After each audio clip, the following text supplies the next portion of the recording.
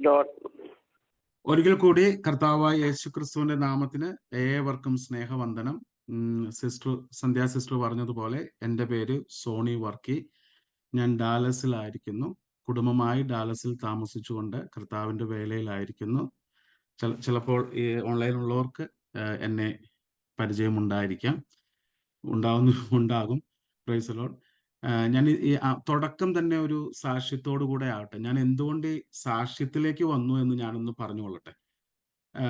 Actually ഞാൻ ഇതുവരെ ഒരു മുഴുനീള സാക്ഷ്യം ഇതുവരെ ഞാൻ പറഞ്ഞിട്ടില്ല.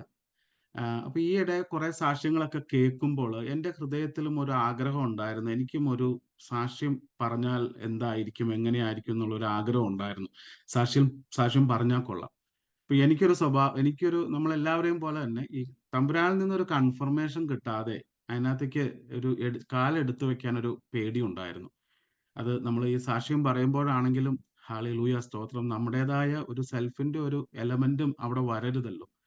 ദൈവനാമം തന്നെ ഉയരണമെന്ന് വളരെ ആഗ്രഹമുള്ളത് കൊണ്ട് തമ്പുരാനിൽ നിന്നൊരു ഒരു ഒരു ഒരു കൺഫർമേഷന് ഞാൻ വെയിറ്റ് ചെയ്യുമായിരുന്നു. I was praying. ഒരു 4-5 മാസമായിട്ട്, ഒരു 5-6 മാസമായിട്ട് ഇങ്ങനെ ഇടയ്ക്കൊക്കെ ഇങ്ങനെ പ്രാർത്ഥിക്കും. കർത്താവേ, നിന്റെ ഹിതമെങ്കിൽ ഈ സാക്ഷ്യത്തിനായിട്ട് എന്നെ ഉപയോഗിക്കുമാറാകണമേ എന്ന് പ്രാർത്ഥിക്കുമായിരുന്നു. അങ്ങനെ കഴിഞ്ഞ ദിവസങ്ങളിൽ ഞങ്ങൾക്ക് നാട്ടിൽ കഴിഞ്ഞ ജൂൺ മാസം നാട്ടിൽ കടന്നു പോകാൻ അവസരം കിട്ടി. തിരിച്ചു വന്നു 2-3 ദിവസം കഴിഞ്ഞപ്പോൾ ഞാൻ ഉറക്കത്തിൽ നിന്ന് ഒരു ദൈവശബ്ദം കേട്ടാ എഴുന്നേൽക്കണേ. Hallelujah, praise the Lord. അതായത്, നീ എൻ്റെ സാക്ഷ്യം ആകണം, നീ എൻ്റെ സാക്ഷ്യം പറയണം, ജനതയുടെ മുമ്പിൽ നീ എൻ്റെ നാമത്തെ ഉയർത്തണം. അങ്ങനെ ഒരു ദൈവശബ്ദം കേട്ടിട്ടാണ് ഞാൻ എഴുന്നേക്കണത്.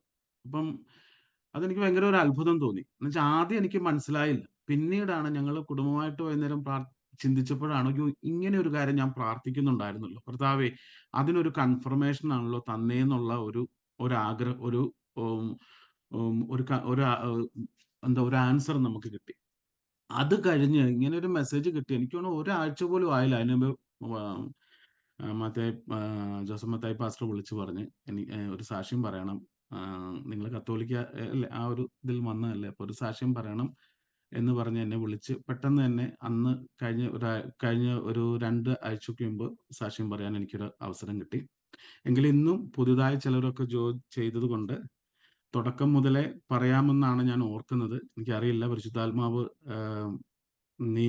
എന്താ പറയാ, ആം, നയിക്കുന്നത് പോലെ. ഹല്ലേലൂയ സ്തോത്രം. അപ്പൊ ഞാൻ മുന്നമേ പറഞ്ഞതുപോലെ ഒരു കത്തോലിക്ക പാരമ്പര്യത്തിൽ, ഒരു കത്തോലിക്ക കുടുംബത്തിലാണ് ഞാൻ ജനിച്ചത്.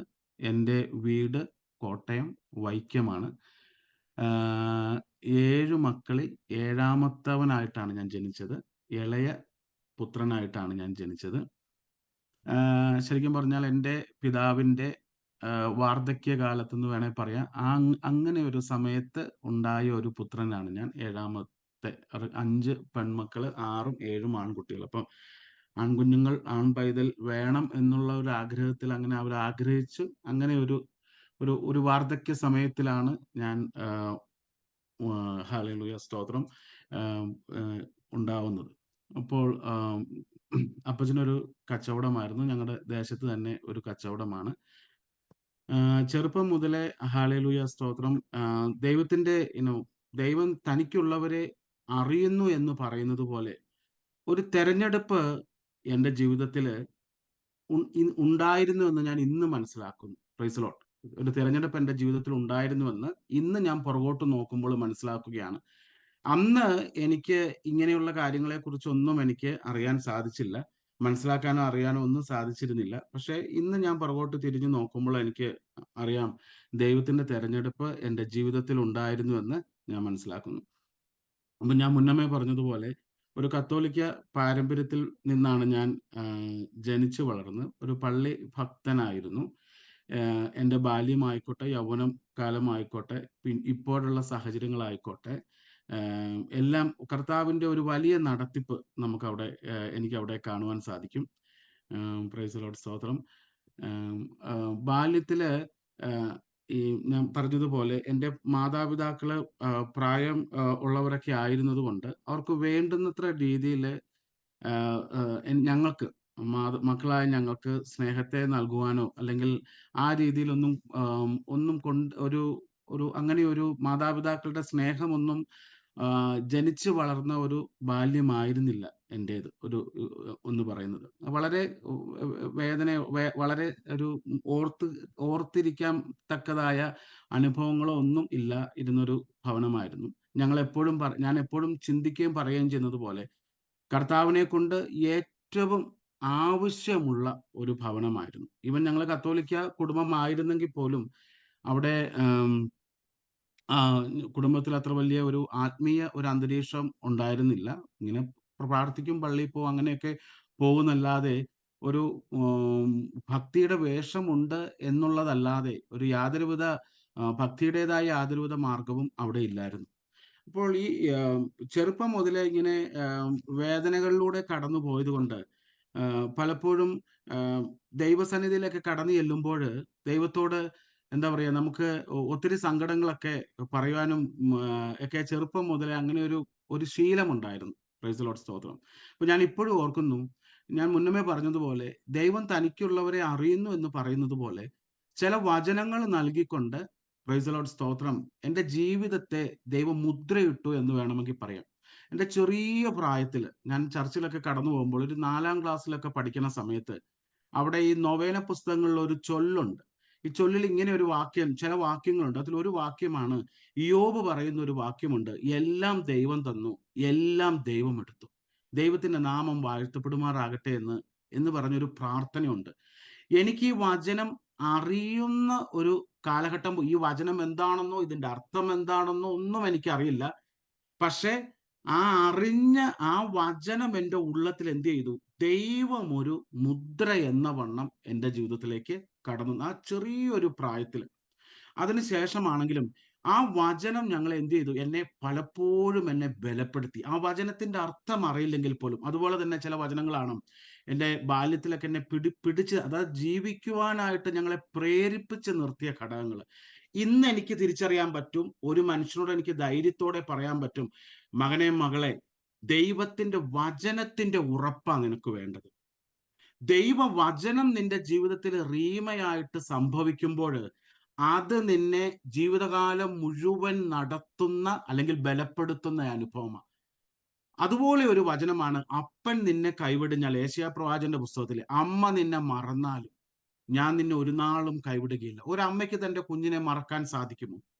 ഞാൻ നിന്നെ ഒരു നാളും കൈവിടുകയില്ല. അപ്പം ഈ ഈ ഒരു വചനം, ഈ 2 വചനങ്ങളാണ് നമ്മൾ ഇപ്പോൾ ഞാൻ ചിന്തിച്ചു നോക്കുമ്പോൾ എനിക്കതൊരു അത്ഭുതമാണ്.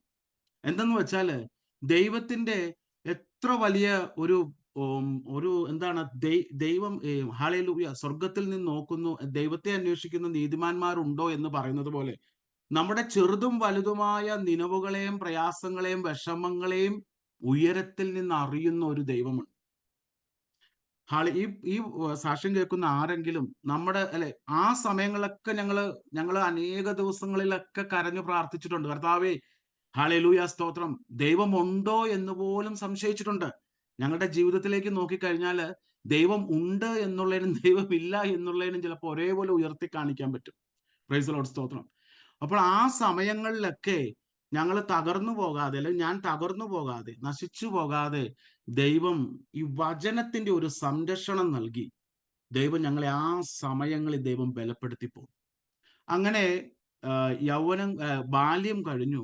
അപ്പൊ ബാല്യത്തിലൊക്കെ ആണെങ്കിലും ഈ ചർച്ചിലെ കാര്യങ്ങളിലൊക്കെ ഭയങ്കര ഉത്സാഹവും ഇഷ്ടവും ഒക്കെ ആയിരുന്നു.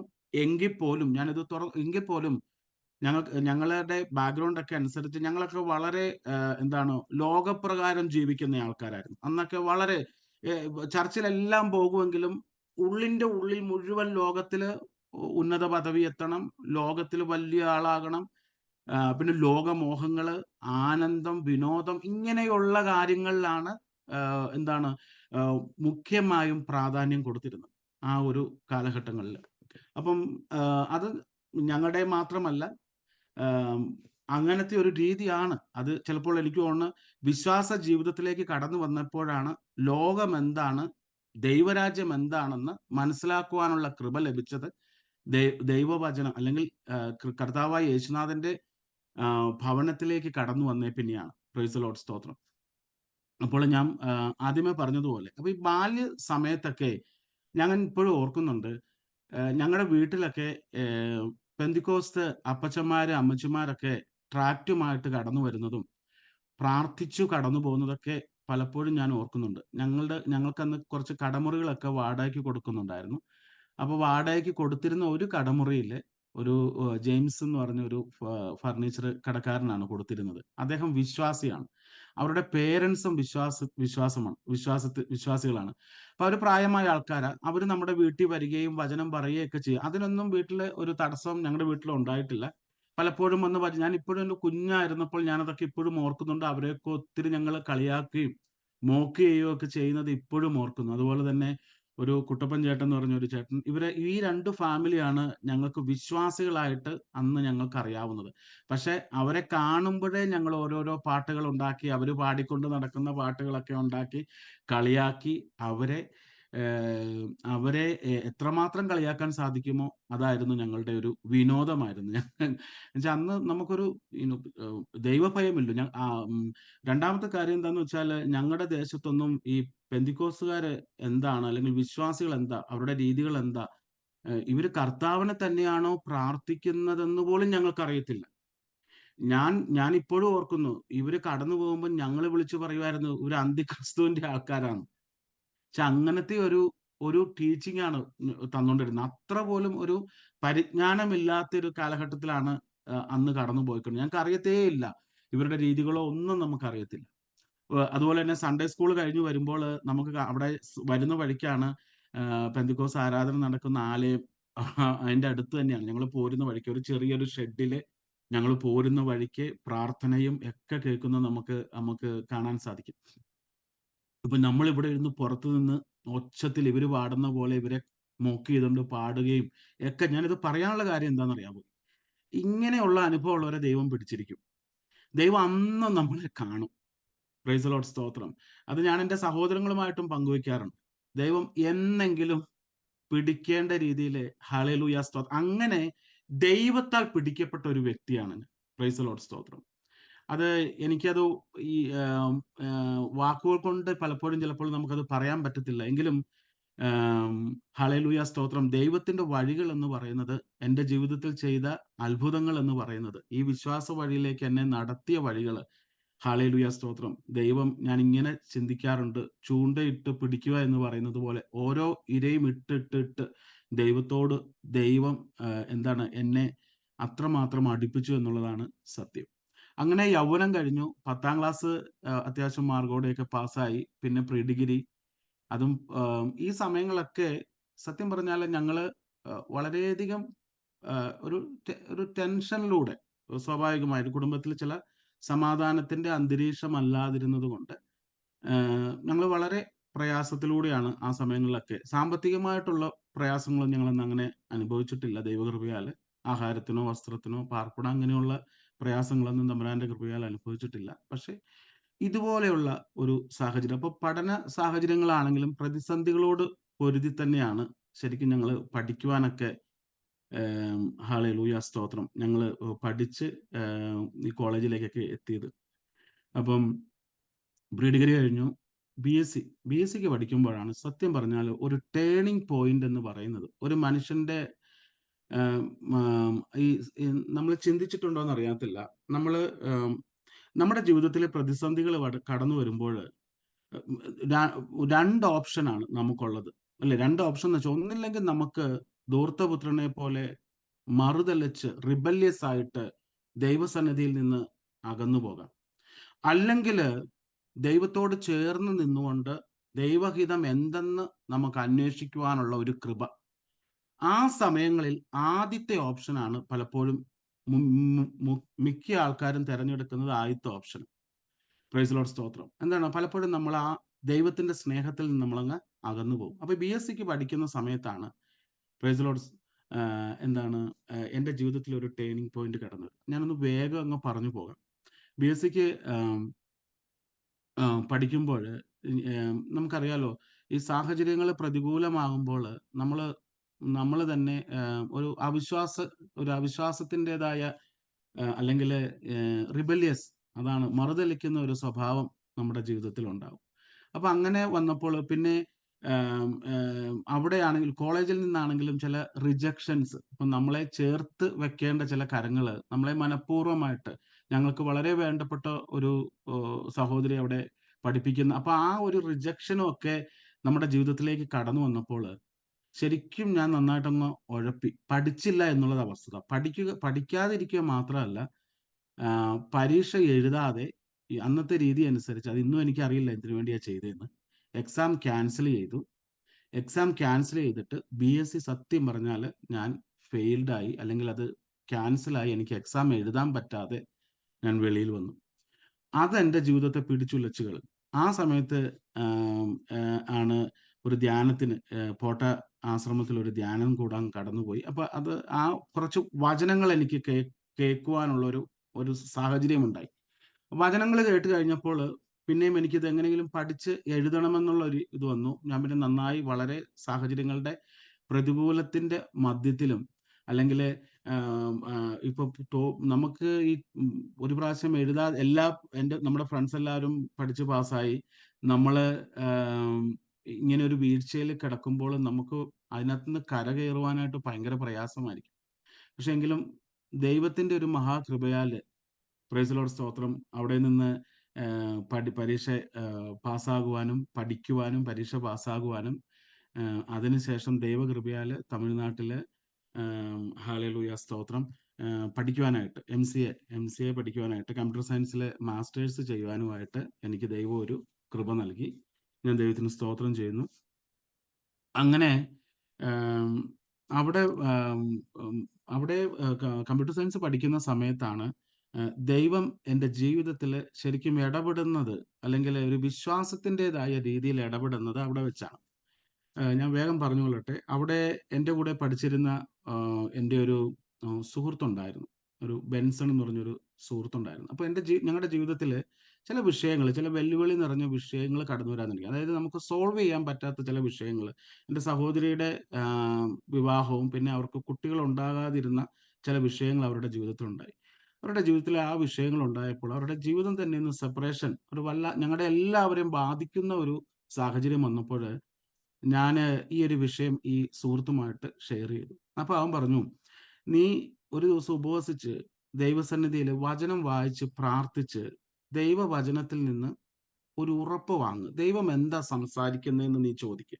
അപ്പൊ അങ്ങനത്തെ ഒരു അനുഭവം എനിക്ക് ആദ്യമായിട്ടായിരുന്നു.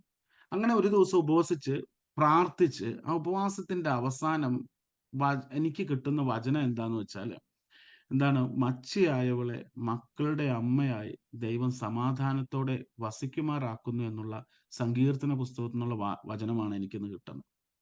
അപ്പൊ ഇത് കിട്ടിക്കഴിഞ്ഞപ്പോഴേ എനിക്കത് ഭയങ്കര അത്ഭുതമായിരുന്നു. ഞാൻ ആദ്യമായിട്ട് ഇങ്ങനെ ഈ ഒരു വചനം ഉണ്ടെന്ന് പോലും, നമ്മൾ ആ സമയത്തൊക്കെ ഞാൻ പറഞ്ഞല്ലോ പള്ളി ഭക്തരാണ്, നമ്മൾ ചർച്ചിലൊക്കെ നമ്മൾ പോകുന്നുണ്ട്. ഈവൻ ദോ നമുക്ക് എന്താണ് ചർച്ചില് പള്ളിയിലൊക്കെ നമ്മൾ ഭയങ്കര ആക്റ്റീവായിട്ട് പോകുന്നുണ്ടെന്നല്ലാതെ വചനത്തോടൊന്നും നമുക്കൊരു ബന്ധം, വലിയ കാര്യമായ ബന്ധങ്ങളൊന്നുമില്ല. അപ്പൊ ഇങ്ങനെ ഒരു വചനം കിട്ടിക്കഴിഞ്ഞപ്പോൾ എൻ്റെ ഉള്ളത്തിൽ തന്നെ എനിക്കൊരു ഒരു ഒരു ഉറപ്പ്, ദൈവം എന്തോ സംഭവിക്കാൻ പോകുന്നു എന്ന് ആരോ എൻ്റെ ഉള്ളത്തിൽ പറയുന്നു. എന്തോ ദൈവം ഒരു അത്ഭുതം ചെയ്യാൻ പോകുന്നു എന്ന് എൻ്റെ ഉള്ളത്തിൽ ആരോ പറയുന്നതായിട്ട് എനിക്ക് ഫീൽ ചെയ്തു.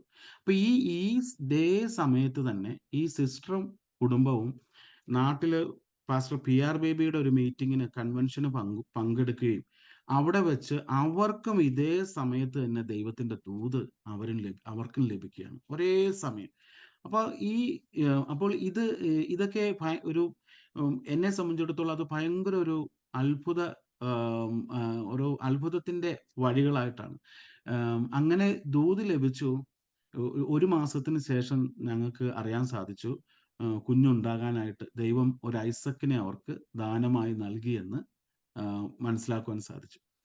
അപ്പോൾ ഞാൻ പറഞ്ഞല്ലോ, ഈ കൂട്ടുകാരന്റെ ജീവിതത്തെ, അവന്റെ ലൈഫിനെ ഞാൻ ശരിക്കും ഉറ്റുനോക്കിയാൽ, ഞങ്ങളിൽ നിന്നെല്ലാം വ്യത്യസ്തരാണ്. വളരെ ഹമ്പിളായ ഒരു മനുഷ്യൻ, ഒരു വ്യക്തി. അനാവശ്യമായി സംസാരിച്ച നാവിലൊക്കെ ആണെങ്കിലും ആവശ്യമില്ലാത്ത കാര്യങ്ങളോ, ഞങ്ങളൊക്കെ പറഞ്ഞ ഇപ്പൊ FSL നമ്മൾ പറയുന്നത് പോലെ കളിവാക്കോ, പൊട്ടച്ചൊല്ല്, ഇതൊന്നും വിശുദ്ധന്മാർക്ക് യോജിച്ചതല്ല. സ്തോത്രം അത്രേ വിശുദ്ധന്മാർക്ക് യോജിച്ചത് എന്ന് പറയുന്നത് പോലെ അവന്റെ വായിൽ നിന്ന് അനാവശ്യമായ ഒരു കളിവാക്കോ പൊട്ടച്ചൊല്ലോ ഇങ്ങനെയുള്ള യാതൊന്നും ഒരു യൗവനക്കാരൻ്റെതായ യാതൊരു രീതിയിലുള്ള സംസാരമോ രീതികളോ ഒന്നുമില്ല. ശരിക്കും എന്നെ സംബന്ധിച്ചിടത്തോളം അത്രയും നാളും ഞാൻ ഭയങ്കര ഭക്തനാണെന്നൊക്കെ ധരിച്ചുകൊണ്ടിരുന്ന ഒരു വ്യക്തിയായിരുന്നു. എന്നാ വെച്ചാൽ ഞാൻ അവിടെ ചർച്ചിൽ ഭയങ്കര ആക്റ്റീവാണ്, ബൈബിൾ വായിക്കുന്നു, അവിടുത്തെ കാര്യങ്ങളിലൊക്കെ, പിന്നെ പ്രാർത്ഥന ഇങ്ങനെയുള്ള കാര്യങ്ങളിലൊക്കെ ആക്റ്റീവ് ആയിരുന്നത് കൊണ്ട് നമ്മൾ ഭയങ്കര വലിയൊരു സംഭവമാണെന്നുള്ള ഒരു ചിന്തയായിരുന്നു. പക്ഷെ ഇവന്റെ ജീവിതമാണ് എനിക്ക് ശരിക്കും എന്നെ ഒന്ന് ചിന്തിപ്പിച്ചു. എന്നുവെച്ചാൽ ദൈവവചനവും ആയിട്ട് നോക്കുമ്പോൾ, കർത്താവിന്റെ ജീവിതവുമായിട്ടൊക്കെ നോക്കുമ്പോൾ ഇവന്റെ ജീവിതത്തിലെ വ്യത്യാസം ഞാൻ ശരിക്കും മനസ്സിലാക്കി. ഇനി ആ ഒരു സംഭവം കഴിഞ്ഞു. ഇതിനിടയ്ക്കും അനേക വിഷയങ്ങളിലൂടെയൊക്കെ നമ്മൾ പറഞ്ഞ പോലെ കുടുംബത്തിൽ ഇത് പറഞ്ഞു പോവുകയാണെങ്കിൽ ഒത്തിരി സമയം എടുക്കുന്നതുകൊണ്ടാണ് വളരെ കട്ട് ഷോർട്ട് ആക്കുന്നത്. എൻ്റെ ജീവിതത്തിൽ യഹോവ നല്ലവനെന്ന് രുചിച്ചറിയുവാനുള്ള വലിയൊരു ഭാഗ്യം ദൈവം എനിക്ക് നൽകി. അതായത് ഞാൻ MCA 4th സെമസ്റ്റർ ചെയ്യുന്ന സമയത്ത് അന്ന് ഞാൻ എക്സാമിന്റെ തലേ ദിവസം കുളിക്കാനായിട്ട് ബാത്റൂമിൽ വൈകുന്നേരം സമയമാണ്, കുളിക്കാനായിട്ട് ബാത്റൂമിൽ കയറിയതേ ഉള്ളൂ. കുളിക്കാനായിട്ട് ബാത്റൂമിൽ കയറി, പിന്നെ എനിക്കൊന്നും ഓർമ്മയില്ല. അതായത് എൻ്റെ ശരീരത്തിലൂടെ ഒരു മിന്നൽ പാസ് ചെയ്യുന്ന പോലെ ഒരു അനുഭവം ഉണ്ടായി. അതുപോലത്തെ ഒരു വേദന. ആ വേദനയെന്ന് വെച്ചാൽ എൻ്റെ ജീവിതത്തിൽ അതുപോലത്തെ ഒരു വേദന അനുഭവിച്ചിട്ടില്ലെന്ന് പറയും. അതിനുശേഷം അവിടെ ഞാൻ പിന്നെ ഒന്നും എനിക്ക് ഓർമ്മയില്ല. എൻ്റെ ഫ്രണ്ട്സ് എല്ലാവരും എന്നെ ചുമന്നുകൊണ്ട് ഈ റൂമിൽ വീട്ടില് ഞങ്ങളവിടെ താമസിച്ചുകൊണ്ടിരുന്ന വീട്ടില് കൊണ്ട് കിടത്തി അപ്പോഴാണ് എനിക്ക് ബോധം വരുന്നത്. അപ്പോൾ എനിക്ക് നടക്കാനോ എണീറ്റിരിക്കാനോ തിരിയാനോ ഒന്നും പറ്റാത്ത അസഹ്യമായ വേദന. ഫ്രണ്ട്സിനൊക്കെ ആണെങ്കിൽ എക്സാം ഒക്കെ ആയതുകൊണ്ട് ആ സമയത്ത് അന്ന് ഹോസ്പിറ്റലിൽ ഒന്നും കൊണ്ടുപോകാൻ പറ്റിയില്ല. പിറ്റേന്നോ അതിന്റെ 2 ദിവസം കഴിഞ്ഞാണ് പതിയെ ഒന്ന് മൂവ് ചെയ്യാൻ പറ്റുന്ന ഒരു സാഹചര്യത്തിലാണ് ഹോസ്പിറ്റലിൽ പോയപ്പോൾ അവർ ഇത് ഇങ്ങനെ കാര്യങ്ങളെല്ലാം പറഞ്ഞപ്പോൾ അവർ പറഞ്ഞു ഇന്ന വിഷയങ്ങളാണ്. എക്സ്റേ എടുത്തു. സെർവിക്കൽ ഡിസ്ക് പ്രൊലാപ്സ്ഡ് ആയതാണ്. അതുകൊണ്ടാണ് ഇങ്ങനെയുള്ള വിഷയം വന്നത്.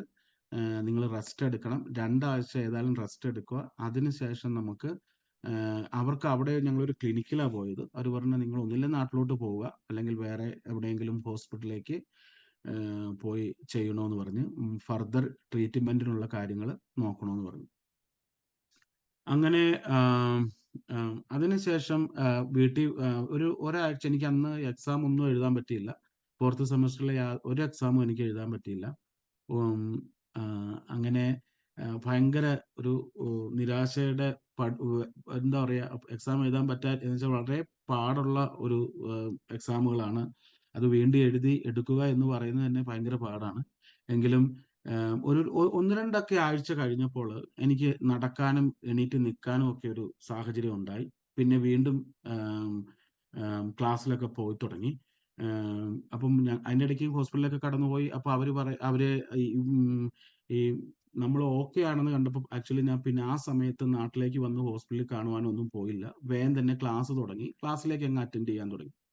പിന്നെ അതിനുശേഷം എക്സാം MCA കഴിഞ്ഞു.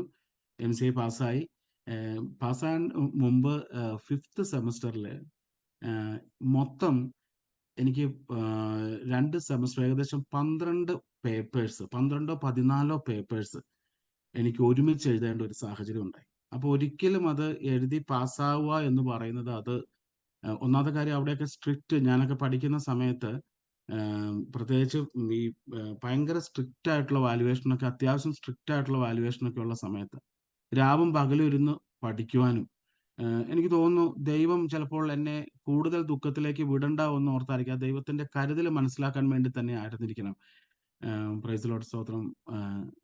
ആ എക്സാം 5th സെമസ്റ്ററിലെ എക്സാം ഏകദേശം 12 പേപ്പറോളം, അതായത് 5th സെമസ്റ്ററിലെ 5ഉം എഴുതാതെ പോയ 5ഉം പിന്നെ ഉണ്ടായിരുന്ന 2, അങ്ങനെ 12 പേപ്പറോളം ഒരുമിച്ച് ഒരേ സിറ്റിലിരുന്ന് എഴുതുവാനും, അത് ഒരു പേപ്പർ പോലും നഷ്ടപ്പെടാതെ എല്ലാ പേപ്പറും എഴുതിയെടുക്കുവാൻ, എനിക്ക് തോന്നുന്നത് കോളേജിന്റെ ചരിത്രത്തിൽ തന്നെ അങ്ങനത്തെ ഒരു ജയം ആദ്യമായിട്ടായിരിക്കും. അങ്ങനെ പാസ്സാകുവാനും ഒക്കെയുള്ള ഒരു കൃപ അപ്പോൾ ദൈവം അപ്പോഴൊക്കെ ഞാനിങ്ങനെ വചനം പതിയെ വായിക്കുകയും പ്രാർത്ഥിക്കുകയും ഒക്കെ ചെയ്യുമായിരുന്നു. ഹല്ലേലൂയ. ആ സമയങ്ങളിലാണ്, ഈ പരീക്ഷയുടെ സമയത്താണ് ദൈവത്തിന്റെ വചനം ഇടപെട്ടത്. ഭയപ്പെടേണ്ട, ഞാൻ നിന്നോട് കൂടെയുണ്ട്, നിന്റെ വലത്ത് കരം ഞാൻ പിടിച്ചിരിക്കുന്നു എന്നുള്ള ദൈവശബ്ദം കേൾക്കുവാനുള്ള ഒരു കൃപ ദൈവം എനിക്ക് നൽകി. അങ്ങനെ പാസ്സായി. 2004 ഞാൻ ഈ മൊത്തം കോഴ്സ് ദൈവത്തിന്റെ മഹാകൃപയാൽ, ആ സമയത്തൊക്കെ ഈ ഒരു പ്രശ്നങ്ങൾ, വേറെ മറ്റാരോഗ്യ പ്രശ്നങ്ങൾ, ഈ ഒരു ആരോഗ്യ പ്രശ്നങ്ങൾ ഇടയ്ക്ക് വന്നു പോകുന്നല്ലാതെ കാര്യമായ ശല്യമില്ലാതെ കടന്നുപോയി. അങ്ങനെ MCA പാസ്സായി. ഞാൻ ജോലിക്ക് വേണ്ടി, ആ സമയത്ത് 2004 എനിക്ക് തോന്നുന്നു റിസഷൻ നടക്കുന്ന സമയമാണ്. യാതൊരുവിധ ജോലി കിട്ടാനൊക്കെ വളരെ വളരെ ബുദ്ധിമുട്ടുള്ള ഒരു സാഹചര്യമായിരുന്നു. റിസഷൻ, മാന്ദ്യം സംഭവിച്ചിരുന്ന ഒരു സമയമായിരുന്നു. ഞാൻ ഡൽഹിയിൽ, എൻ്റെ ഒരു സുഹൃത്ത് പറയുന്നതനുസരിച്ച് ഡൽഹിയിലേക്ക് ജോലിക്കായി കടന്നുപോയി. അവിടെ ഒരു 10 മാസത്തോളം ഡൽഹിയിൽ ജോലി ചെയ്തു. ഡൽഹി ജോലി ചെയ്ത് ഞാൻ നാട്ടിലേക്ക്, എനിക്ക് അത്രയും ദൂരം ഒക്കെ ആയതുകൊണ്ട് ഞാൻ നാട്ടിലേക്ക് മടങ്ങിപ്പോന്നു. നാട്ടിൽ മടങ്ങി വന്ന് പ്രൈസ് ദി ലോർഡ്, നാട്ടിൽ ജോലി അന്വേഷിക്കാൻ തുടങ്ങി. പക്ഷെ നാട്ടിൽ ജോലി അന്വേഷിച്ചപ്പോൾ അവിടെ നാട്ടിൽ ഇതുപോലെ തന്നെ അത്ര എളുപ്പമായിരുന്നില്ല. ഒരു IT ജോലി തരപ്പെടുത്തുക എന്ന് പറയുന്നത് അത്ര എളുപ്പമായിരുന്നില്ല. അങ്ങനെ ഇരിക്കുമ്പോഴാണ് 2006, ഹല്ലേലൂയ സ്തോത്രം, ഒരു മാർച്ച് ഒക്കെ ആയപ്പോൾ എൻ്റെ കൈക്കും കാലിനുമൊക്കെ ഒരു ബലക്കുറവും വേദനയും വീണ്ടും തുടങ്ങാൻ ആരംഭിച്ചു. അങ്ങനെ എനിക്ക് തോന്നുന്നു ഏപ്രിൽ മാസത്തിലൊക്കെ ആയിരിക്കണം ഞാൻ ഹോസ്പിറ്റലിൽ കടന്നുപോയി. ആദ്യം ഞങ്ങളുടെ അടുത്ത് തന്നെയുള്ള Indo American brain and spine സെന്ററിലാണ് ആദ്യമായിട്ട് കടന്നുപോയത്. അവിടെ കടന്നു ചെന്ന് അവര് ഇങ്ങനെ കാര്യങ്ങളൊക്കെ പറഞ്ഞപ്പോൾ, ഓൾറെഡി എൻ്റെ ഹിസ്റ്ററി അവിടെ ഉണ്ടായിരുന്നു. അവര് ഇതിനു മുമ്പ് ഒരു നടുവേദനയുടെ വിഷയം ഉള്ളതുകൊണ്ട് അവിടെ ഞാൻ അവിടെയാണ് ഡോക്ടറെ പോയി കണ്ടത്. അവിടെ 3 ആഴ്ച റെസ്റ്റ് എടുക്കാൻ പറഞ്ഞതും അവിടെ നിന്നും ഡോക്ടർ പറഞ്ഞായിരുന്നു. അങ്ങനെ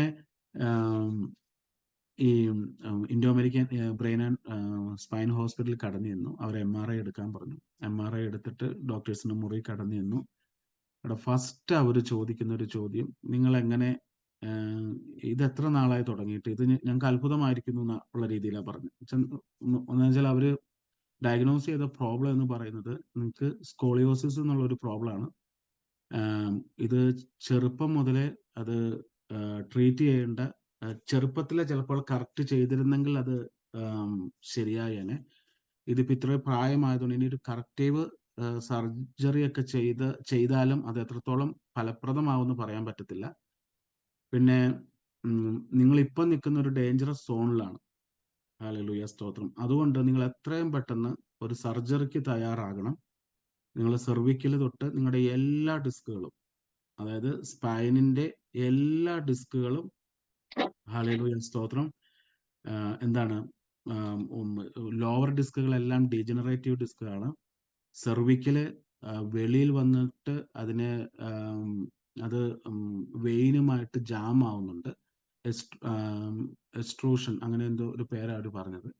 ഇങ്ങനെ പല ഡിസ്കുകളും, എന്നുവെച്ചാൽ ഇതൊരു നട്ടലിന് ഒരു ചരിവുള്ളതുണ്ട്. അതാണല്ലോ സ്കോളിയോസിസ് എന്ന് പറയുന്നത്. അപ്പൊ നട്ടലിന് ഈ സ്പൈൻ ഒരു വല്ലാത്ത രീതിയിൽ വളഞ്ഞിരിക്കുന്നത് കൊണ്ട് ഇങ്ങനെയുള്ള വിഷയങ്ങളുണ്ട്. നിങ്ങൾ എത്രയും പെട്ടെന്ന് ചില സർജറികൾക്ക് വിധേയമാകുന്നില്ലെങ്കിൽ നിങ്ങളുടെ ലൈഫ് മുന്നോട്ട് നീങ്ങാൻ ബുദ്ധിമുട്ടായിരിക്കും എന്ന് പറഞ്ഞു. അങ്ങനെ ഇത് കേട്ട ഉടനെ ഞങ്ങൾ വളരെയധികം ഭാരപ്പെട്ട് സെക്കൻഡ് ഒപ്പീനിയന് വേണ്ടി മെഡിക്കൽ ട്രസ്റ്റിലേക്ക് കടന്നുപോയി. മെഡിക്കൽ ട്രസ്റ്റിൽ കടന്നുപോയപ്പോൾ അവിടെ ചെന്നപ്പോൾ അവിടെയും ഒരു ന്യൂറോ സർജനെയാണ് കണ്ടത്. അയാള് ആദ്യമേ അവിടെ ചെന്നിട്ട് വേറൊരു MRI എടുപ്പിച്ചു. MRI എടുപ്പിച്ചിട്ട് അവര് വന്നിട്ട് നോക്കിയിട്ട് ആദ്യമേ എന്നോട് ചോദിച്ചിട്ട്, നീ എങ്ങനെയാ ഇവിടെ വന്നേന്ന് ചോദിച്ചു. ഞാൻ പറഞ്ഞു, നിങ്ങളിങ്ങനെ വണ്ടിയിലാവും,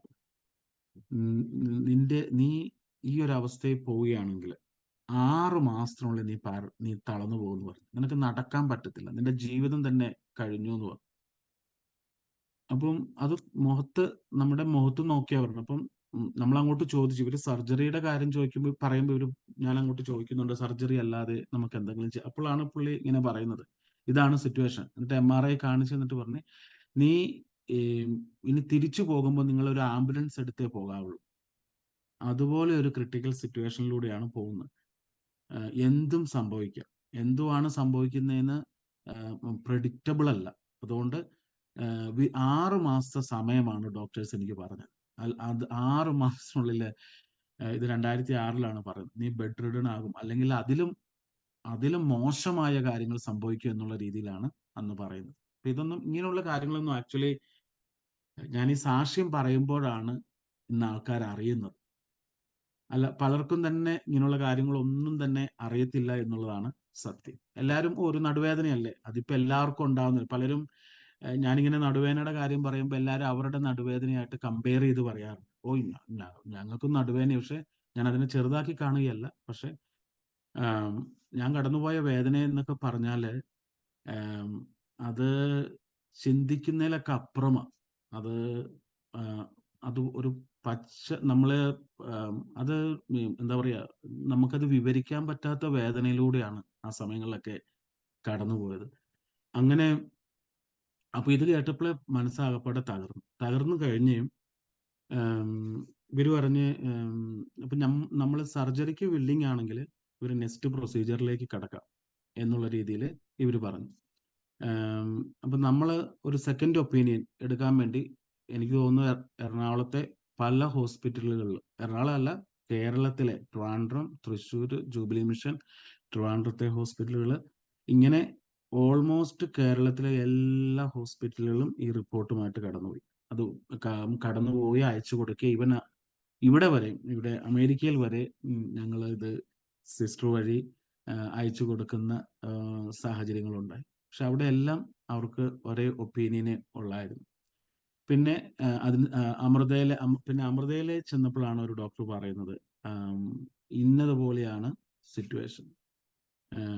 ഇത് എപ്പോൾ വേണമെങ്കിലും ഇത് വേഴ്സൺ ആകാം. അങ്ങനെയുള്ള ഒരു സാഹചര്യത്തിൽ സർജറി ചിന്തിക്കുന്നതായിരിക്കാം നല്ലത്. എന്നാന്ന് വെച്ചാൽ സർജറി ചെയ്യുന്നത് കൊണ്ട് ഒരു സ്ഥലത്ത് സർജറി അല്ല ഇത്, ഇതെല്ലായിടവും ഇതിങ്ങനെ പ്രശ്നമായിട്ടിരിക്കുന്നത് കൊണ്ട് ആം, ഇപ്പൊ സെർവിക്കൽ മാത്രം സർജറി ചെയ്തുകൊണ്ട് ദർ ഈസ് നോ യൂസ്. പല സർജറികൾ നടക്കേണ്ടി വരും. അപ്പൊ അന്ന് ഇതൊരു എത്ര വർഷം, 18 വർഷം മുമ്പുള്ള കാര്യം. ഇപ്പൊ ഈ 18 വർഷം മുമ്പ് അത്രയ്ക്കും ഒരു അപ്പൊ ഡോക്ടർ തന്നെ പറഞ്ഞു, അങ്ങനത്തെ ഒരു ഡെവലപ്മെന്റ് അന്ന്, സർജറികളൊക്കെ നടക്കുന്നുണ്ട്, സ്പൈൻ്റെ ഒക്കെ സർജറികൾ നടക്കുന്നുണ്ട്. പക്ഷെ ഇന്ന് കാണുന്നത് പോലെയുള്ള ഒരു എക്സ്പാൻഷൻ അല്ലെങ്കിൽ ഡെവലപ്മെന്റ് അന്നില്ലായിരുന്നു. അപ്പൊ അതിനുശേഷം മനസ്സ് തളർന്നപ്പോൾ ഇവര് എന്നോട് പറഞ്ഞു 3 മാസത്തേക്ക് ബെഡ് റെസ്റ്റ് എടുക്കാൻ പറഞ്ഞു. ബെഡ് റെസ്റ്റ് എടുക്കാനായിട്ട് ഞാൻ പറഞ്ഞല്ലോ, എൻ്റെ മാതാപിതാക്കള് പ്രായമുള്ളവരൊക്കെ ആയതുകൊണ്ട്, ഹല്ലേലൂയ, സ്തോത്രം, ഞാൻ എൻ്റെ സഹോദരിയുടെ വീട്ടിലാണ്. എനിക്ക് എന്താ പറയാ, ഞാൻ കഴിഞ്ഞ പ്രാവശ്യം പറഞ്ഞതുപോലെ എല്ലാ വീട്ടിലും മൂത്ത സഹോദരിമാരായിരിക്കുമല്ലോ, കുടുംബത്തിന്റെ മൂത്ത ആരാണല്ലോ അവരായിരിക്കുമല്ലോ പലപ്പോഴും കുടുംബത്തിന്റെ ഉത്തരവാദിത്വം എന്ന് പറയും. പ്രത്യേകിച്ച് പ്രായമായ മാതാപിതാക്കളുള്ളപ്പോൾ. അപ്പോൾ മൂത്ത ചേച്ചിയുടെ അടുത്തായിരുന്നു ഞാൻ എന്നെ ടേക്ക് കെയർ ചെയ്യാനായിട്ട്. എന്താണെന്ന് വെച്ചാൽ അവര് ഭയങ്കര റെസ്ട്രിക്ഷൻസ് തന്നിട്ടാണ് എന്നെ വിട്ടത്. ഇവൻ കുളിക്കാൻ പോലും എഴുന്നേക്കരുത്, കുളിക്കാൻ പോലും എഴുന്നേക്കരുത്, ദേഹം തുടയ്ക്കണം, അല്ലെങ്കിൽ അത്രയ്ക്ക് അത്യാവശ്യമുള്ള ഒരു സാഹചര്യമാണെങ്കിൽ മാത്രം എഴുന്നേറ്റ് പോയി ചെയ്ത് മടങ്ങി വരാം. അതും ആരുടെയെങ്കിലും ഹെൽപ്പോട് കൂടി, തല തോർത്തരുത്. ഇങ്ങനെയുള്ള ഭയങ്കര റെസ്ട്രിക്ഷൻസ് വന്നിട്ടാണ് അവർ വിടുന്നത്. അപ്പം ഇങ്ങനെ ഒരു സാഹചര്യത്തിലാണ് ഞാൻ പറഞ്ഞല്ലോ, മുന്നമേ പറഞ്ഞതുപോലെ, അപ്പോൾ ഇപ്പോഴും ഞാൻ എന്നിട്ട് എൻ്റെ സഹോദരിയുടെ ഭവനത്തിൽ വന്ന് ബെഡ് റെസ്റ്റ് കംപ്ലീറ്റ്, ഒരു തടിക്കട്ടിലാണ്, അതിനകത്ത് കംപ്ലീറ്റ് ബെഡ് റെസ്റ്റ് ചെയ്യുകയാണ്. അപ്പൊ ആ സമയത്താണ് എൻ്റെ രണ്ടാമത്തെ സഹോദരിയുടെ കാര്യം പറഞ്ഞത്. ഹല്ലേലൂയ, അവര് PRB പാസ്റ്റർ ചർച്ചിൽ പോകുന്നുണ്ടായിരുന്നു. അപ്പം അവർ എന്നോട് ഇങ്ങനെ ഒരു ദിവസം വന്ന് പറഞ്ഞ്, ഇങ്ങനെ PRB പാസ്റ്റർ അടുത്ത് ഒന്ന് പോയി കണ്ടേച്ച് ഒന്ന് പോയി പ്രാർത്ഥിക്കുക, നമുക്ക് എന്ന് എന്നെ എൻകറേജ് ചെയ്തു. അത് ഏകദേശം എനിക്ക് തോന്നുന്നത് ഒരു ജൂലൈ മാസമൊക്കെ ആയിരിക്കും. ഏകദേശം 3 മാസത്തോളം റെസ്റ്റ് എടുത്ത് ആ സമയങ്ങളിലാണ്. അങ്ങനെ ഒക്ടോബർ മാസത്തിൽ ആണെന്ന് തോന്നുന്നു, ഞാൻ 2006 ഒക്ടോബർ മാസത്തിൽ PRB പാസ്റ്ററുടെ ചർച്ചിൽ കടന്നുപോയി. അവിടെ കടന്നുപോയി, അവിടുത്തെ ആരാധന, വർഷിപ്പ്, അതൊക്കെ എനിക്കൊരു പുതിയൊരു അനുഭവമായിരുന്നു. ശരിക്കും വളരെ പുതിയൊരു അനുഭവമായിരുന്നെങ്കിൽ എന്നെ സംബന്ധിച്ചിടത്തോളം അതെനിക്ക് ഭയങ്കര ഒരു ടച്ചിങ് ആയിട്ടാണ്, എനിക്ക് ഭയങ്കര ആ ഒരു സാഹചര്യത്തിൽ നമ്മൾ വളരെ എന്താ പറയുക, മനസ്സ് തകർന്നവർക്ക് യഹോവ സമീപസ്ഥൻ എന്ന് പറയുന്നത് പോലെ കർത്താവിന്റെ സാന്നിധ്യം, അല്ലെങ്കിൽ ഒരു ഒരു ബലം പ്രാപിച്ചാണ് മടങ്ങിപ്പോകുന്നത്. അതിനുശേഷം പാസ്റ്റർ ഇങ്ങനെ പറയുന്നുണ്ടായിരുന്നു, ആം, നിങ്ങൾക്ക് ആർക്കെങ്കിലും പേഴ്സണലി കാണണമെങ്കിൽ മൺഡേയ്സിൽ പാസ്റ്റർ ഒരു കൗൺസിലിങ്ങിനായിട്ട് ഇരിക്കുന്നുണ്ട്, അവിടെ കടന്നു ചെല്ലണമെന്ന് പറയും. അങ്ങനെ ഒരു ദിവസം മൺഡേ, ഒക്ടോബർ മാസത്തിൽ തന്നെ ഒരു ദിവസം മൺഡേയിൽ ഞാൻ പാസ്റ്ററെ കാണാനായിട്ട് കടന്നു ചെന്നു. പാസ്റ്ററെ കാണാനായിട്ട് കടന്നു ചെല്ലുമ്പോൾ സംസാരിച്ചു, കാര്യങ്ങളൊക്കെ പറഞ്ഞു. അപ്പോൾ പാസ്റ്റർ പറഞ്ഞു, പാസ്റ്റർ എനിക്ക് വേണ്ടി പ്രാർത്ഥിച്ചു. എന്നിട്ട് എന്നോട് പറഞ്ഞു, ഒരു 12 ആഴ്ച എൻ്റെ അടുക്കല് അവിടെ ചർച്ചിൽ മീറ്റിങ്ങിന് വരാൻ പറഞ്ഞു. എന്നിട്ട് മർക്കോസിന്റെ സുവിശേഷം, രാജാക്കന്മാരുടെ സുവിശേഷവും ഏശയ്യാ പ്രവാചകന്റെ പുസ്തകവും 3 നേരമായിട്ട് വായിക്കാൻ പറഞ്ഞു. ഒരു ഡോക്ടർ. അപ്പൊ എനിക്കിത് ഭയങ്കര ഒരു വിയേർഡായിട്ട്, ഇന്നത്തെ ഭാഷ പറഞ്ഞ ഒരു വിയേർഡായിട്ട്, അല്ലെങ്കിൽ ഒരു ഇതെന്താ ഇങ്ങനെ പറയുന്നു, ഡോക്ടേഴ്സ് ഒക്കെ കുറിപ്പടി തരുന്നത് പോലെ രാവിലെ മർക്കോസിന്റെ സുവിശേഷം, ഉച്ചയ്ക്ക് രാജാക്കന്മാര്, വൈകുന്നേരം ഒന്ന് എന്താ പറയാ, യേശയ്യാ പ്രവാചകന്റെ പുസ്തകം, ഇങ്ങനെ ഒരു ഡോക്ടർ കുറിപ്പടി എഴുതുന്ന പോലെ നമുക്ക് എന്നോട് പറഞ്ഞു വിട്ട്. എനിക്കത് അത്ര വലിയൊരു ഒരു എന്തോ, നമുക്ക് പെട്ടെന്ന് കാര്യം നടക്കണമല്ലോ. നമുക്ക് എന്താ പറയാ, നമുക്ക് കാത്തിരിക്കുവാനോ വെയിറ്റ് ചെയ്യാനോ, അല്ലെ, യഹോവയ്ക്കായി, യഹോവയുടെ രക്ഷയ്ക്കായി കാത്തിരിക്കുന്നത് നല്ലത് എന്ന് പറയുന്നത് പോലെ അങ്ങനെയൊന്നും നമുക്ക് കാത്തിരിക്കുവാനും നമുക്ക് മനസ്സിലല്ലോ. നമുക്ക് കാര്യങ്ങൾ വേഗം നടക്കണം. അങ്ങനെ പ്രൈസ് ലോർഡ്, സ്തോത്രം. വീട്ടിൽ തിരിച്ചു വന്നു. വീട്ടിൽ തിരിച്ചു വന്നപ്പോൾ ഇതിന്റെ ഇടയ്ക്കും പല ആയുർവേദ മരുന്നുകൾ ഉള്ളിൽ കഴിക്കുന്നുണ്ട്, പല കാര്യങ്ങളും ചെയ്യുന്നുണ്ട്. അപ്പൊ ഇതിന്റെ ഇടയ്ക്ക് ഒരാളെ പറഞ്ഞു, ഈ കിഴക്കമ്പലം എന്ന് പറയുന്ന ഒരു സ്ഥലമുണ്ട് കാക്കനാട്. അവിടെ ഒരു വലിയൊരു കുടുംബത്തിലെ ഒരു മനുഷ്യൻ, ആരാന്ന് ഞാൻ പറയാൻ, എനിക്ക് തോന്നുന്നു കിറ്റക്സിന്റെ ഒക്കെ ഒരു ഫാമിലിയിലുള്ള ഒരു വ്യക്തിയാണ്. അദ്ദേഹം പിടിച്ചിടുന്നുണ്ട്, ഈ ഡിസ്ക് പിടിച്ചിടാനായിട്ട് ആൾക്കാർ ഒത്തിരി പേര് ചെല്ലുന്നുണ്ട്. അപ്പൊ നിങ്ങൾ അവിടെ ചെന്ന് കഴിഞ്ഞാൽ നല്ലതായിരിക്കും എന്ന് പറഞ്ഞു. അങ്ങനെ ഇത് നമ്മൾ അന്നത്തെ കാലത്ത് എന്ന് വെച്ചാൽ നമുക്കിത് എങ്ങനെയെങ്കിലും ഒന്ന് ശരിയായാൽ മതി എന്നല്ലേ ഉള്ളൂ ചിന്ത നമ്മുടെ. അങ്ങനെ ഈ കിഴക്കമ്പലത്ത് ഞാൻ തനിയെ പോകണം. ഞാൻ കിഴക്കമ്പലത്ത് ഇത് കേട്ട്, ഒരാൾ പറഞ്ഞു കേട്ട് കിഴക്കമ്പലത്ത് പോയി.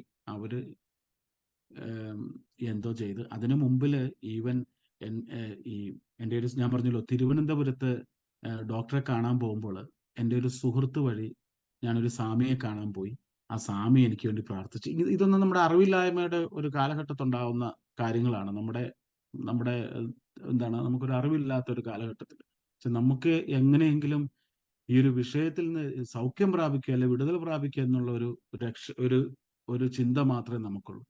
അങ്ങനെ കിഴക്കമ്പലത്ത് പോയി. കിഴക്കമ്പലത്ത് നിന്ന് അവരത് എന്തോ എന്തോ ചെയ്ത്, എന്താ ചെയ്തെന്ന് അറിയില്ല, എന്തോ പെടലി പിടിച്ച് തിരിച്ചിടുകയോ മറിച്ചിടുകയോ എന്തോ ചെയ്ത്.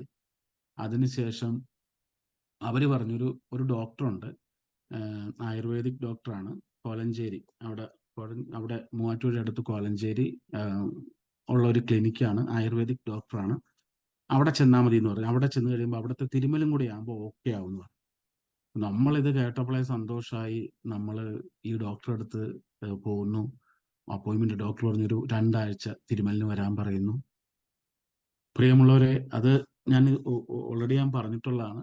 ഞാൻ നടന്നാണ് ആ ആ- ആ തിരുമൽ കേന്ദ്രത്തിലേക്ക് കയറി ചെല്ലുന്നത്. 2 ആഴ്ച എന്നെ തിരുമി അവര്. എനിക്ക് വരുന്നവരും പോണവരും ഒക്കെ എന്നെ കയറി തിരുമിയും തോന്നും.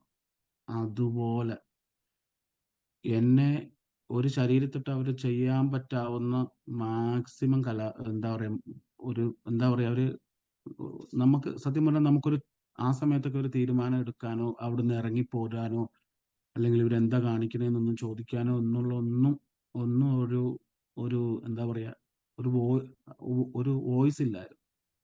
അത് മൊത്തം അത്രയ്ക്കും ഞാൻ ഇറങ്ങിപ്പോയ ആള്, ഞാൻ കഴിഞ്ഞ ദിവസം പറഞ്ഞതുപോലെ ഒരു പൂർണ്ണ ഗർഭിണിയായ സ്ത്രീ എങ്ങനെ നടക്കുന്നു അതുപോലെ ഒരു സാഹചര്യത്തിലാണ് ഞാൻ വെളിയിലോട്ട് അവിടെ നിന്ന് ഇറങ്ങുന്നത്. 2 ആഴ്ചത്തെ തിരുമൽ കൊണ്ട് അത്യാവശ്യം നടക്കാം, അത്യാവശ്യം ഓക്കെ ആയിട്ട് നടന്നുകൊണ്ടിരുന്ന ഞാൻ തകർന്ന് തരിപ്പണമായിട്ടാണ് ഞാൻ അവിടെ നിന്ന് ഇറങ്ങുന്നത്. ഇതൊന്നും ആരും, ഞാൻ വീട്ടിൽ വന്നു. എന്നിട്ട് അദ്ദേഹം ഞാൻ ഇപ്പോഴും ഓർക്കുന്ന ആര്യവേപ്പിലയുടെ ഒരു കഷായം എന്നിട്ട് പറഞ്ഞു, ഞാനൊരു പ്രാവശ്യം മനസ്സ് തകർന്നു. നമുക്ക് അവർ പറഞ്ഞു 2 ആഴ്ച കിടക്കാൻ പറഞ്ഞു. 2 ആഴ്ച വന്ന് കിടന്നിട്ട് എണീറ്റിട്ട് എനിക്ക് ആരോടും പറയാൻ പറ്റാത്ത വിഷമം. അത് എങ്ങനെയാണ്, ഒന്നാമത്തെ കാര്യത്തിൽ ഞാൻ മുന്നമേ പറഞ്ഞതുപോലെ സഹോദരങ്ങൾക്കൊക്കെ കാര്യം ശരിയാ. അവർക്ക് നമ്മൾ കൂട്ടത്തിൽ ഇരുന്ന് കരയുന്നല്ലാതെ ഈ ഒരു സാഹചര്യത്തിൽ ആർക്കും ഒന്നും ചെയ്യാൻ പറ്റാത്തൊരു സാഹചര്യം. അതുകൊണ്ട് ഞാൻ ഇങ്ങനെയുള്ള കാര്യങ്ങളൊക്കെ ഞാൻ എന്നിൽ തന്നെ ഒളിപ്പിച്ചു വെച്ചത്. ഞാൻ അവിടുന്ന് ഇറങ്ങുമ്പോൾ ഒരു ജീവനുണ്ട്, നടക്കാം എന്നുള്ള ഒരു വസ്തു. അതുപോലെ എനിക്ക് വേദന എന്നൊക്കെ പറഞ്ഞ പച്ച മാംസത്തില് കത്തി കുത്തി കയറ്റണ വേദന. അതുപോലെ അതൊന്ന് ഇമാജിൻ ചെയ്യാൻ പോലും മുമ്പുണ്ടായിരുന്നതിന്റെ. അപ്പൊ എനിക്ക് എങ്ങനെ ഈ വേദന സഹിക്കാൻ കൃപ കിട്ടിയെന്ന് എനിക്ക് ഇപ്പോഴും അറിയത്തില്ല. അത് ഇന്നാണെങ്കിൽ പോലും എനിക്ക് ഇപ്പോഴും അറിയത്തില്ല. ഇതെങ്ങനെ എനിക്ക് വേദന സഹിക്കുവാൻ ദൈവം കൃപ നൽകിയെന്ന് എന്ന് വെച്ചാൽ എന്നെ ദൈവം വിശ്വാസം പഠിപ്പിക്കുമായിരുന്നു. എനിവേ, അവിടുന്ന് വീട്ടിൽ വന്ന് 2 ആഴ്ച കിടന്നു. 2 ആഴ്ച കിടന്നപ്പോൾ ഞാൻ ഡോക്ടറോട് ഇങ്ങനെ ഞാൻ പറഞ്ഞു എൻ്റെ ജീവിതം തീർന്നു. എൻ്റെ ജീവിതം, ഞാൻ അതോടുകൂടി എനിക്ക് മനസ്സിലായി എനിക്കിനി ഒരു ജീവിതം ഇല്ല. എന്താണെന്ന് വെച്ചാൽ ഞാൻ എൻ്റെ ഉള്ളിൽ ഞാൻ എപ്പോൾ വേണമെങ്കിലും വീണു പോകാം. അങ്ങനത്തെ ഒരു സാഹചര്യം. നമുക്ക് നടക്കാൻ വയ്യ, ഇരിക്കാൻ വയ്യ, കുറെ നേരം ഇരിക്കാൻ വയ്യ. എന്ന് വെച്ചാൽ യൗവനക്കാരനായ ഒരാൾ ആ ഒരു സാഹചര്യത്തിൽ വളരെ സ്വപ്നങ്ങളും ഇഷ്ടങ്ങളും ഒക്കെ ആയിട്ട് നടന്നുകൊണ്ടിരുന്ന ഒരു വ്യക്തിയുടെ ജീവിതം തകർന്ന് തരിപ്പണമാകുവാൻ ഇതിൽ കൂടുതൽ ആവശ്യമില്ല. അപ്പോഴാണ് ഞാൻ ഈ പാസ്റ്റർ പറഞ്ഞ കാര്യം ഞാൻ ഓർത്തത്. ഈ 12 ആഴ്ച നീ കടന്നു വന്ന് ദൈവസന്നിധിയിൽ വന്ന് ഇത് പ്രാർത്ഥി. എനിക്കത് ഭയങ്കര മനോവിഷമായി. ഹല്ലേലൂയ, സ്തോത്രം. അങ്ങനെ വീണ്ടും ഞാൻ ഹല്ലേലൂയ ഈ പാസ്റ്റർ അടുക്കൽ നവംബർ മാസത്തിൽ വീണ്ടും കടന്നു പോകാൻ തുടങ്ങി. 2006 അന്നൊക്കെ വളരെ എങ്ങനെയോ ക്ലേശം സഹിച്ചാണ്. ഇതൊന്നും ഞാൻ ഇങ്ങനെ നടക്കുന്ന സാഹചര്യങ്ങളൊന്നും ഭവനത്തിൽ അറിയുന്നില്ല. അല്ലെങ്കിൽ വീട്ടുകാരോട് ഞാൻ ഇത്ര വേദനയുണ്ടോ, വേദനയുണ്ട് എന്നല്ലാതെ ഒരാളോട് പോലും ഞാൻ പറഞ്ഞിട്ടില്ല എന്നുള്ളതാണ് സത്യം.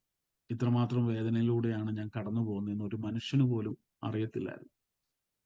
പിന്നെ ഞാൻ ചർച്ചിൽ പോകാൻ തുടങ്ങി. ആ ചർച്ചില് ഉള്ള വചനം, എനിക്കൊരു ദാഹം എൻ്റെ ജീവിതത്തിൽ ഉണ്ടാകാൻ തുടങ്ങി. മാൻ നീർത്തോടുകളിലേക്ക് ചെല്ലുവാൻ കാംക്ഷിക്കുന്നത് പോലെ എൻ്റെ ആത്മാവ് നിനക്കായി കാംക്ഷിക്കുന്നു. എനിക്കൊരു ബോധ്യം വന്നു. എന്ന് വെച്ചാൽ ദൈവത്തിനല്ലാതെ ഇനി എന്നെ ആർക്കും വിടുവിക്കാൻ സാധിക്കത്തില്ല എന്നുള്ളൊരു ഉറച്ച ബോധ്യം. ഒരു ബോധ്യമല്ല, അങ്ങനത്തെ ഒരു തീരുമാനത്തിൽ, കൺക്ലൂഷനിലേക്ക് വന്നു. അത് മാത്രമല്ല, പാസ്റ്ററിന്റെ അടുത്ത് ഓരോ ആഴ്ച പോകുമ്പോഴും എനിക്കൊരു ദാഹമായിരുന്നു. എനിക്ക് പോലും അറിയത്തില്ല. അങ്ങനെ അവിടെ വെച്ചിട്ട് നവംബർ മാസത്തിൽ ഞാൻ രക്ഷിക്കപ്പെട്ടു. നവംബർ മാസത്തിൽ ഞാൻ ഇത് ഓരോ ഞായറാഴ്ചയും ഞാൻ കടന്നു പോകുന്നത് ചർച്ച് വരെ എത്തുന്ന ഏകദേശം 2 മണിക്കൂറോളം എൻ്റെ വീട്ടിൽ നിന്ന് യാത്രയാണ്. അതൊക്കെ വളരെ വലിയ ബസ്സിലൊക്കെ നമുക്കൊന്ന് കാല് പൊക്കി വെച്ച് കയറാൻ പോലും പറ്റാത്തൊരു സാഹചര്യം. എങ്കിലും ആ ഓരോ ആഴ്ചയും ദൈവത്തിന്റെ വചനം ഒരു മനുഷ്യനെ പിടിച്ചു നിർത്തുമെന്നുള്ളത് എൻ്റെ ജീവിതം സാക്ഷി. ഓരോ ആഴ്ചയ്ക്കും വേണ്ടുന്ന വചനം ദൈവം എന്നെ അത്ഭുതകരമായിട്ട് എന്നെ നടത്തി. അങ്ങനെ ഡിസംബർ മാസം ആയപ്പോൾ, ഹല്ലേലൂയ, സ്തോത്രം, എനിക്ക് അത്ഭുതകരമായിട്ട് എൻ്റെ ഒരു സുഹൃത്ത് മുഖാന്തരം എനിക്ക് കാക്കനാട് ഒരു IT കമ്പനിയിൽ ജോലി കിട്ടി. അങ്ങനെ അവിടെ കാക്കനാട് അടുത്ത് ഒരു റൂം എടുത്തു. അപ്പം ഈ ജോലി കിട്ടുമ്പോൾ തന്നെ എനിക്ക് ഭയമാ, ഇതെങ്ങനെ ഞാൻ ജോലിക്ക് പോകും, എങ്ങനെ ഞാൻ ജോലിയിൽ ഇരിക്കും, ഇത്രയും അവേഴ്സ് ജോലിയിൽ ഇരിക്കും. എങ്കിലും ഞാൻ കർത്താവിൽ ആശ്രയിച്ചുകൊണ്ട് ജോലിക്കായി കടന്നു. ആ ഒരു ജോലിയിൽ ഒരു 1.5-2 വർഷം, ആദ്യത്തെ ഒരു 2 വർഷം ശരിക്കും പറഞ്ഞാൽ ഞാൻ കടന്നുപോയ വേദന എന്ന് പറഞ്ഞാൽ അത് എന്താ പറയാ, ഞാൻ 2 മണിക്കൂറൊക്കെ ഇരുന്ന് കഴിഞ്ഞിട്ട് എനിക്കൊന്ന് എഴുന്നേറ്റൊന്ന് ബാത്റൂമിൽ പോകണമെങ്കിൽ ഞാൻ ആദ്യം ആ ബാത്റൂമിലേക്ക് നോക്കും. എന്നിട്ട് ഞാൻ സ്വർഗത്തിലേക്ക് നോക്കും. കർത്താവേ, എനിക്ക് ആ ബാത്റൂം വരെ ഒന്ന് എത്തണം. ഹല്ലേലൂയ, സ്തോത്രം. ആ ബാത്റൂമിൽ എത്തിക്കഴിഞ്ഞ് ഇത് നിങ്ങൾ വിശ്വസിക്കുമെന്ന് അറിയില്ല, അവിടെ ഇരുന്ന് പ്രാർത്ഥനയാണ്. ബാത്റൂം മുഴുവനും എനിക്ക് ധൈര്യത്തോടെ, അല്ലെങ്കിൽ എനിക്ക് നന്ദിയോടെ പറഞ്ഞു, എൻ്റെ കണ്ണുനീരാ. അതുപോലെ എനിക്കൊന്ന് ആ ബാത്റൂമിൽ പോയി തിരിച്ചു വരിക എന്ന് പറഞ്ഞാൽ ഹല്ലേലൂയ, സ്തോത്രം. ഇപ്പം അത് ഞാൻ ഇപ്പോഴും ചിന്തിക്കുമ്പോൾ എനിക്ക് അത്ഭുതം. എൻ്റെ കണ്ണുനീരാണ് ആ ബാത്റൂം മുഴുവനും. അതുപോലെ ഒരു നമുക്കറിയാം, നമുക്കറിയാലോ ഒരു നടുവേദന വന്നാലുള്ള അവസ്ഥയെന്നറിയാലോ. അപ്പൊ മൊത്തത്തിൽ പ്രശ്നം വന്ന ഒരു വ്യക്തിയുടെ ജീവിതം എങ്ങനെയാണ്. ഹല്ലേലൂയ, സ്തോത്രം. നമ്മളെ കൊണ്ട് അപ്പം ഈ PRB പാസ്റ്റർ എപ്പോഴും പ്രസംഗിക്കുമ്പോൾ മിക്കപ്പോഴും പറയുന്ന ചില വചനമുണ്ട്. പുഴുവായിരിക്കുന്ന യാക്കോബേ, ഇസ്രയേൽ പരിഷയെ, ഞാൻ നിന്നെ മെതിവണ്ടിയാക്കും. ഹല്ലേലൂയ, സ്തോത്രം. അപ്പം ഈ വചനമാണ് അത്. ആ സമയങ്ങളൊക്കെ ഉണ്ടല്ലോ, ഉപവാസം, പ്രാർത്ഥന, ഉപവാസം, പ്രാർത്ഥന. ഹല്ലേലൂയ, സ്തോത്രം. അപ്പൊ ഞാൻ സമയം ഓൾറെഡി സമയമായി. ഇനി അടുത്ത പ്രാവശ്യം പറയുമ്പോൾ സെക്കൻഡ് പാർട്ടായിട്ട് പറയാം. ഹല്ലേലൂയ, സ്തോത്രം. അങ്ങനെ ഒരു വർഷത്തോളം അവിടെ വെച്ച് ഹല്ലേലൂയ രക്ഷിക്കപ്പെടുവാനുള്ള ഒരു കൃപയുണ്ട്. ഹല്ലേലൂയ, സ്തോത്രം.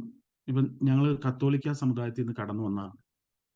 ഞാൻ ആദ്യത്തെ ദിവസം ചർച്ചിൽ പോയപ്പോൾ തന്നെ ദൈവത്തിന്റെ പരിശുദ്ധാത്മാവ്, ഞാൻ അവിടെ ബെഡ് റെസ്റ്റ് എടുക്കുന്ന സമയത്ത് ദൈവത്തിന്റെ പരിശുദ്ധാത്മാവ് എന്നോട് പറഞ്ഞു, നീ ഈ സമുദായ സഭകളിൽ നിന്ന് വരുന്നവർക്ക് 3 കാര്യങ്ങളിലാണ് അവരുടെ ഏറ്റവും വലിയ സംശയങ്ങൾ ഉണ്ടാകുന്നത്. ഒന്നാമത്തെ സംശയം എന്ന് പറയുന്നത്, ഹല്ലേലൂയ, സ്തോത്രം, ആരാധനയാണ്. ഞങ്ങൾക്ക് ഒരു ആരാധന എന്ന് പറഞ്ഞാൽ കുർബാനയാണ്. അതിനുവേണ്ടി കർത്താവായ യേശുനാഥൻ എന്നോട് പറഞ്ഞു, നീ അപ്പസ്തോല പ്രവൃത്തികൾ വായിക്കണമെന്ന് പറഞ്ഞു. അങ്ങനെ അപ്പസ്തോല പ്രവൃത്തികൾ വായിച്ച് എൻ്റെ ജീവിതത്തിലെ ഓരോ കാര്യങ്ങളും ഒരു പ്രദർശനം എന്ന കണക്കെ ദൈവം കാണിച്ചു തന്നു. രണ്ടാമത്തെ എന്ന് പറയുന്നത്, ഹല്ലേലൂയ, സ്തോത്രം, ഹല്ലേലൂയ, എന്താണ്, മധ്യസ്ഥ പ്രാർത്ഥനയാണ്. നമുക്കറിയാം, ഹല്ലേലൂയ, സ്തോത്രം, കത്തോലിക്കരെ സംബന്ധിച്ചിടത്തോളം മധ്യസ്ഥ പ്രാർത്ഥന ഭയങ്കര ഇമ്പോർട്ടന്റ്. തിമോത്തിയോസിന്റെ ലേഖനത്തിൽ പറയുന്നത് പോലെ ദൈവത്തിനും മനുഷ്യർക്കും ഏക മധ്യസ്ഥൻ, അത് കർത്താവായ യേശു ക്രിസ്തു. ഇതൊക്കെ നമ്മുടെ ഹൃദയത്തിലേക്ക് ആഴ്ന്നിറങ്ങുവാണ് ചെയ്യുന്നത്. പിന്നെ വരുന്ന സംശയം എന്ന് വെച്ചാൽ പൗരോഹിത്യമാണ്. ഹെബ്രായ ലേഖനം, ഇതൊക്കെ എനിക്ക് യാതൊരു പരിജ്ഞാനവും ഇല്ലാതിരുന്ന എന്നെ ദൈവം ഓരോ സമയങ്ങളിൽ ഈ വചനത്തിലൂടെ എന്നെ നടത്തി. മഹാപുരോഹിതനായ യേശുക്രിസ്തുവിനെ ഹെബ്രായ ലേഖനത്തിലൂടെ എന്നെ ഉയർത്തിക്കാട്ടി. അപ്പൊ ഇങ്ങനെയുള്ള കാര്യങ്ങളൊക്കെ 2006 നവംബർ തൊട്ട് ഞാൻ PR ബൈപ്പാസിയുടെ ചർച്ചിൽ കടന്നു പോകുന്നതാണ്. പക്ഷെ 2007, 2008, 2009, ആ 2009 വരെ ഞാൻ സ്നാനം എടുക്കാതെ പിടിച്ചിരുന്നു. ഓരോ സ്റ്റെപ്പ് ബൈ സ്റ്റെപ്പായിട്ട് ദൈവം എന്നെ നടത്തി. ആദ്യം ഞാൻ ദൈവത്തോട് പറഞ്ഞത്, ചർച്ചയിൽ ചെന്നപ്പോൾ ഞാൻ കസേരയിലായിരുന്നത്. അപ്പൊ അവിടെ ഞാൻ കർത്താവിനോട് പറഞ്ഞു, കർത്താവെ, എനിക്ക് കസേര ഇരുന്ന് ആരാധിക്കണ്ട, എനിക്ക് നിലത്തിരുന്ന് ആരാധിക്കണം. അതെന്റെ ഒരു ആഗ്രഹം. എന്നുവെച്ചാൽ നിലത്ത്, കസേരയെ തന്നെ ഞാൻ ഒരു കഷ്ടിയായിരിക്കുന്നത്. കസേരയെ പോലെ എനിക്ക് ഇരിക്കാൻ പറ്റത്തില്ല. അത് തന്നെ ഞാൻ വളരെ പ്രയാസപ്പെട്ടാണ് ഞാൻ ഇരിക്കുന്നത്. പക്ഷെ ദൈവത്തിന്റെ അത്ഭുത കൃപയാല്, ഹല്ലേലൂയ, സ്തോത്രം, എന്താണ്, ഒരു വർഷം കഴിഞ്ഞപ്പോൾ എനിക്ക് അവിടെ ദൈവം, ഒരു വർഷം പോലും എടുത്തില്ല, നിലത്തിരുന്ന് ആരാധിക്കുവാനുള്ള ഒരു കൃപ ദൈവം നൽകി. പ്രൈസ് ദി ലോർഡ്, സ്തോത്രം. അതിനുശേഷം ഞാൻ വേഗം ഒന്ന് പറഞ്ഞു പോവുകയാണ്. 2009, പ്രൈസ് ദി ലോർഡ്, സ്തോത്രം, സ്നാനപ്പെടുവാൻ 2009 മെയ് മാസം സ്നാനപ്പെടുവാനുള്ള ഒരു കൃപ എനിക്ക് ദൈവം നൽകി. ഈ സമയത്തൊക്കെ നിങ്ങൾ ദൈവം നമ്മെ ഓരോ പടിയായിട്ട് ദൈവത്തെ ഓരോ ദിവസവും രുചിച്ചറിയും. ഓരോ ദിവസം ഈ പ്രയാസങ്ങളുടെ മധ്യേയും എൻ്റെ വാർദ്ധക്യത്തിലായിരുന്ന എൻ്റെ പിതാവിനെയും മാതാവിനെയും ഒക്കെ എനിക്ക് നോക്കുവാനും സംരക്ഷിക്കുവാനും ടേക്ക് കെയർ ചെയ്യാനും വേണ്ടുന്ന രീതിയിൽ അവർക്ക് വേണ്ടുന്ന ശുശ്രൂഷകളൊക്കെ ചെയ്യുവാനും ദൈവം ഒരു മുടക്കവും എൻ്റെ ജീവിതത്തിൽ വരുത്തിയില്ല. ഞാൻ ആ കമ്പനിയിൽ 5 വർഷത്തോളം ഞാൻ ജോലി ചെയ്തു. ആ 5 വർഷവും, പ്രിയമുള്ളവരെ, എൻ്റെ ബാഗില്, എൻ്റെ പോക്കറ്റിലൊക്കെ ഞാൻ പെയിൻ കില്ലറുമായിട്ടാണ് നടക്കണം. പക്ഷെ ഒരു ദിവസം പോലും ഒരു പെയിൻ കില്ലർ എടുക്കുവാനോ, ഒരു ദിവസം പോലും ഒരു നടുവേദനയാണെന്ന് പറഞ്ഞ്, നടുവേദന ഉണ്ടോ? ഉണ്ട്. എങ്കിലും ദൈവത്തിന്റെ കൃപ എൻ്റെ മേൽ പകർന്നു നൽകി, എന്നെ ബലപ്പെടുത്തി, എന്നെ നടത്തി. ഒരു ദിവസം പോലും നടുവേദനയാണെന്ന് പറഞ്ഞ് ഒരു അവധി എടുക്കുവാൻ ദൈവം സമ്മതിച്ചില്ല. പ്രിയമുള്ളവരെ, ഹല്ലേലൂയ, സ്തോത്രം. അതിനുശേഷമാണ് എൻ്റെ വിവാഹം. അതൊക്കെ വലിയൊരു ചരിത്രമാണ്. അതിന് ഇനി സമയമില്ല. ഞാൻ എൻ്റെ അതൊക്കെ പറഞ്ഞ ഒരു റെക്കോർഡഡ് ഇതുണ്ട്, അത് അപ്ലോഡ് ചെയ്യുന്നതായിരിക്കും. ഒന്ന് കേൾക്കുക. വിവാഹമൊക്കെ ദൈവം അത്ഭുതകരമായിട്ടാണ് എൻ്റെ ജീവിതത്തിൽ നടത്തിയത്. എനിക്ക് സ്നാനപ്പെട്ടപ്പോൾ തന്നെ എൻ്റെ വലിയ വിഷമമായിരുന്നു, എനിക്ക് കൂട്ടത്തിൽ പ്രാർത്ഥിക്കാൻ ആളില്ല. എന്നോട് ദൈവാത്മാവ് പറഞ്ഞു, 1 വർഷത്തിനുള്ളിൽ നിനക്ക് ഞാൻ കൂട്ടുതരും. അപ്പൊ ഞാൻ വിവാഹം വേണ്ട എന്ന് പറഞ്ഞ് തീരുമാനിച്ചിരുന്ന ഒരാളാണ്. എൻ്റെ ആരോഗ്യ പ്രശ്നങ്ങൾ കാരണം എനിക്ക് വിവാഹം വേണ്ട എന്ന് പറഞ്ഞ് തീരുമാനിച്ചിരുന്ന ഒരാളാണ്. ദൈവമായ കർത്താവ്, പ്രൈസ് ദി ലോർഡ്, സ്തോത്രം, ഞാൻ എന്നിട്ട് ദൈവത്തോട് പറഞ്ഞു, വിവാഹം കഴിക്കുവാണെങ്കിൽ, ഹല്ലേലൂയ, സ്തോത്രം, എൻ്റെ വിവരങ്ങളൊക്കെ അറിഞ്ഞിട്ടൊരു പെണ്ണായിരിക്കണം. അത് രണ്ടാമത്തെ കാര്യം എന്ന് പറഞ്ഞാൽ എന്നെ കർത്താവിന്റെ വേലയ്ക്ക് വിവാഹം കഴിഞ്ഞ് ഉടനെ 1 വർഷത്തിന് ശേഷം കർത്താവിന്റെ വേലയ്ക്ക് വേണ്ടി എന്നെ പൂർണ്ണ മനസ്സോടെ അയക്കുന്ന ഒരു പെണ്ണായിരിക്കണമെന്ന് എനിക്ക് നിർബന്ധമായിരുന്നു. ഇങ്ങനെയാണ് എൻ്റെ വൈഫ് അനുവിന്റെ പ്രപ്പോസൽ എനിക്ക് കടന്നു വരുന്നത്. ഒരു അമേരിക്കൻ പ്രപ്പോസൽ ആയിരുന്നു. ഞാൻ ഒട്ടും ആഗ്രഹിച്ചതല്ല, ഭംഗിവാക്ക് പറയുന്നതല്ല. എനിക്ക് എൻ്റെ സിസ്റ്റർ അമേരിക്കയിലായതുകൊണ്ട് അവർ പല അമേരിക്കയിലെ ഈ ഹാർഡ് വർക്കിംഗ് അല്ലെങ്കിൽ ഈ അലച്ചിലും എല്ലാം ഇങ്ങനെ പറയുന്നത് കൊണ്ടും, പിന്നെ എനിക്ക് കർത്താവിന്റെ വേല ഇന്ത്യയിൽ ചെയ്യണമെന്ന് ആഗ്രഹമുള്ളത് കൊണ്ടും ഉണ്ടായിരുന്നത് കൊണ്ടും എനിക്ക് അമേരിക്കൻ കല്യാണത്തിനോട് ഒരു താല്പര്യമില്ലായിരുന്നു. പക്ഷെ ഈ ഒരു എൻ്റെ ആദ്യത്തെ ദിവസം തന്നെ സംസാരിച്ച 1-2 ദിവസത്തിൽ തന്നെ എനിക്ക് എൻ്റെ കണ്ടീഷൻസ് എന്താണ്, ദൈവഹിതപ്രകാരം ധൈര്യത്തോടെ എന്താണ് ഹൃദയത്തിൽ ഏറ്റുകൊണ്ട് എന്നെ ബലപ്പെടുത്തുകയായിരുന്നു. എന്നോട് ചോദിച്ചൊരു ക്വസ്റ്റ്യൻ ഇതാണ്: വിവാഹം കഴിഞ്ഞാണ് ഇങ്ങനെയുള്ള സംഭവങ്ങൾ ഉണ്ടാകുന്നതെങ്കിൽ എന്ത് ചെയ്തേനെ എന്ന് എന്നോട് ചോദിച്ചു. വിവാഹം കഴിഞ്ഞാണ് ഇങ്ങനെയുള്ള വിഷയങ്ങൾ ഉണ്ടായിരുന്നെങ്കിൽ ഞാൻ സഹിക്കേണ്ടതെന്ന് ചോദിച്ചു.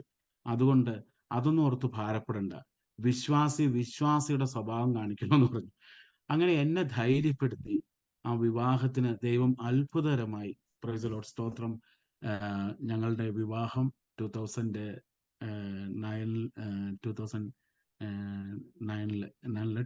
നടന്നു. ഇത് ഇപ്പോൾ സമയം പോയത് കൊണ്ടാണ്, ഞാൻ ഒത്തിരി സമയം എടുത്തു, സോറി. അതിനുശേഷം കുഞ്ഞുങ്ങൾ, അതൊക്കെ വലിയൊരു സാക്ഷ്യമാണ്. ഹല്ലേലൂയ, സ്തോത്രം. കുഞ്ഞുങ്ങൾ പ്രഗ്നന്റ് ആയ സമയത്ത് നാട്ടിലായിരുന്നപ്പോഴാണ് പ്രഗ്നൻസി അറിഞ്ഞത്. നാട്ടിൽ ഞങ്ങൾ ഡോക്ടറെ കൺസൾട്ടേഷൻ കടന്നുപോയി. ഞങ്ങളിങ്ങനെ തിരിച്ചു പോന്നു. എറണാകുളം മെഡിക്കൽ സെന്ററിലാണ് പോയത്. അപ്പം അവിടുന്ന് തന്നെ ഞങ്ങൾ തിരിച്ചു പോയി 2 ദിവസം കഴിഞ്ഞപ്പോൾ ഹോസ്പിറ്റലുകാർ നേരിട്ട് ഇങ്ങോട്ട് വിളിച്ചു. ഞാൻ പറഞ്ഞു, എത്രയും പെട്ടെന്ന് നിങ്ങൾ ഹോസ്പിറ്റലിൽ വന്ന് ഡോക്ടർ ലിസി ഡോക്ടറെ കാണണം, അത്യാവശ്യമായിട്ട് വന്ന് കാണണമെന്ന് പറഞ്ഞു. ഞങ്ങൾ ഓടി ഹോസ്പിറ്റലിൽ വന്നപ്പോൾ ഡോക്ടർ പറഞ്ഞു, സോണി, അനുവിൻ്റെ ബ്ലഡ് റിസൾട്ട്സ് വന്നിട്ടുണ്ട്. തൈറോയ്ഡ് ലെവൽ ഒത്തിരി ഹൈ, അബൌട്ട് 60 to about 70 ഉണ്ട്. അതായത് 1-ലും 0.1-ലൊക്കെ ഇരിക്കേണ്ട തൈറോയ്ഡ് ലെവൽ ഓൾമോസ്റ്റ് 70 ഉണ്ട്. ഈ ഒരു പ്രഗ്നൻസി കണ്ടിന്യൂ ചെയ്യാൻ പറ്റത്തില്ല. ഈ പ്രഗ്നൻസി കണ്ടിന്യൂ ചെയ്യുകയാണെങ്കിൽ ഈ കുഞ്ഞുങ്ങളെ ഒന്നില്ലെങ്കിൽ മെന്റലിയോ ഫിസിക്കലി ചലഞ്ചഡ് ആയിട്ട് നിങ്ങൾക്ക് കിട്ടത്തുള്ളൂ. ഇനി കിട്ടിയാൽ ചിലപ്പോൾ അങ്ങനെയും കിട്ടത്തില്ല. അതുമാത്രമല്ല, അമ്മയ്ക്കും ചിലപ്പം പല കോംപ്ലിക്കേഷൻസ് ഉണ്ടാകാൻ ചാൻസസ് ഉണ്ട്. അതുകൊണ്ട് കുഞ്ഞിനെ ഞങ്ങൾ കഴിഞ്ഞ ദിവസം ഇങ്ങനെ ഒരു കേസ് ടെർമിനേറ്റ് ചെയ്തതാണ്. അപ്പോൾ നിങ്ങൾ കുഞ്ഞിനെ ടെർമിനേറ്റ് ചെയ്യണം. ഞങ്ങൾ തന്നെ PVSൽ എൻഡോക്രൈനോളജിസ്റ്റ് ഉണ്ട്, ഡോക്ടർ മിനി. ഞങ്ങൾ തന്നെ ഒരു അപ്പോയിൻമെന്റ് എടുത്തിട്ടുണ്ട്. വേഗം നിങ്ങൾ അവിടെ ചെന്ന് കണ്ട് എത്രയും പെട്ടെന്ന് ചെയ്യുക എന്ന് പറഞ്ഞു. ഞങ്ങളങ്ങനെ PVS ചെന്നു. PVS കടന്നു ചെന്നു. ഡോക്ടറെ സംസാരിച്ചു. ഡോക്ടർ ഇതേ ഒപ്പീനിയൻ പറഞ്ഞു. പക്ഷെ ഞങ്ങളിത് കർത്താവിൽ ആശ്രയിച്ചുകൊണ്ട്, എന്നുവെച്ചാൽ എനിക്കൊരു വാഗ്ദത്വം, എനിക്ക് ഇരട്ട കുഞ്ഞുങ്ങളെ ഭയങ്കര ഇഷ്ടമായിരുന്നു. ഞാൻ പ്രാർത്ഥിക്കുകയും ചെയ്യാം. അപ്പൊ എനിക്ക് അന്ന് ഞങ്ങൾക്ക് അറിയത്തില്ല ഇരട്ട കുഞ്ഞുങ്ങളാണെന്നും. പ്രൈസ് ദി ലോർഡ്, സ്തോത്രം. പക്ഷെ ദൈവം തന്ന വാഗ്ദത്വത്തിൽ ഞങ്ങൾക്ക് ഉറച്ചു വിശ്വസിച്ചു. അല്ലെ, ദൈവം വാഗ്ദത്തം ചെയ്തവൻ വിശ്വസ്തനെന്ന് അബ്രഹാം ഉറച്ചു എന്ന് പറയുന്നത് പോലെ, ഹല്ലേലൂയ. എന്താണ് നമ്മൾക്ക് ഞങ്ങൾ ഈ അങ്ങനെ ഒരു തീരുമാനത്തിലേക്ക് കടന്നു പോകാതെ ദൈവം തന്നതിനെ ധൈര്യത്തോടെ സ്വീകരിച്ചുകൊണ്ട് തിരിച്ച് അമേരിക്കയിലേക്ക് കടന്നുപോയി. ഞാൻ നാട്ടിൽ സ്റ്റേ ബാക്ക് ചെയ്തു. നാട്ടിലായിരുന്നു എൻ്റെ പ്രോസസ്സിംഗ് ഒന്നും, വിസയുടെ പ്രോസസ്സിംഗ് ഒന്നും ആയിട്ടില്ല. നാട്ടിലും ഞാൻ നാട്ടിലും അമേരിക്കയിലുമായിട്ടായിരുന്നു. പക്ഷേ ദൈവം അത്ഭുതകരമായിട്ട് അതിൻ്റെ ഇടയ്ക്കും 5-ാം മാസമായപ്പോൾ ഹൈ ബ്ലഡ് പ്രഷറായി.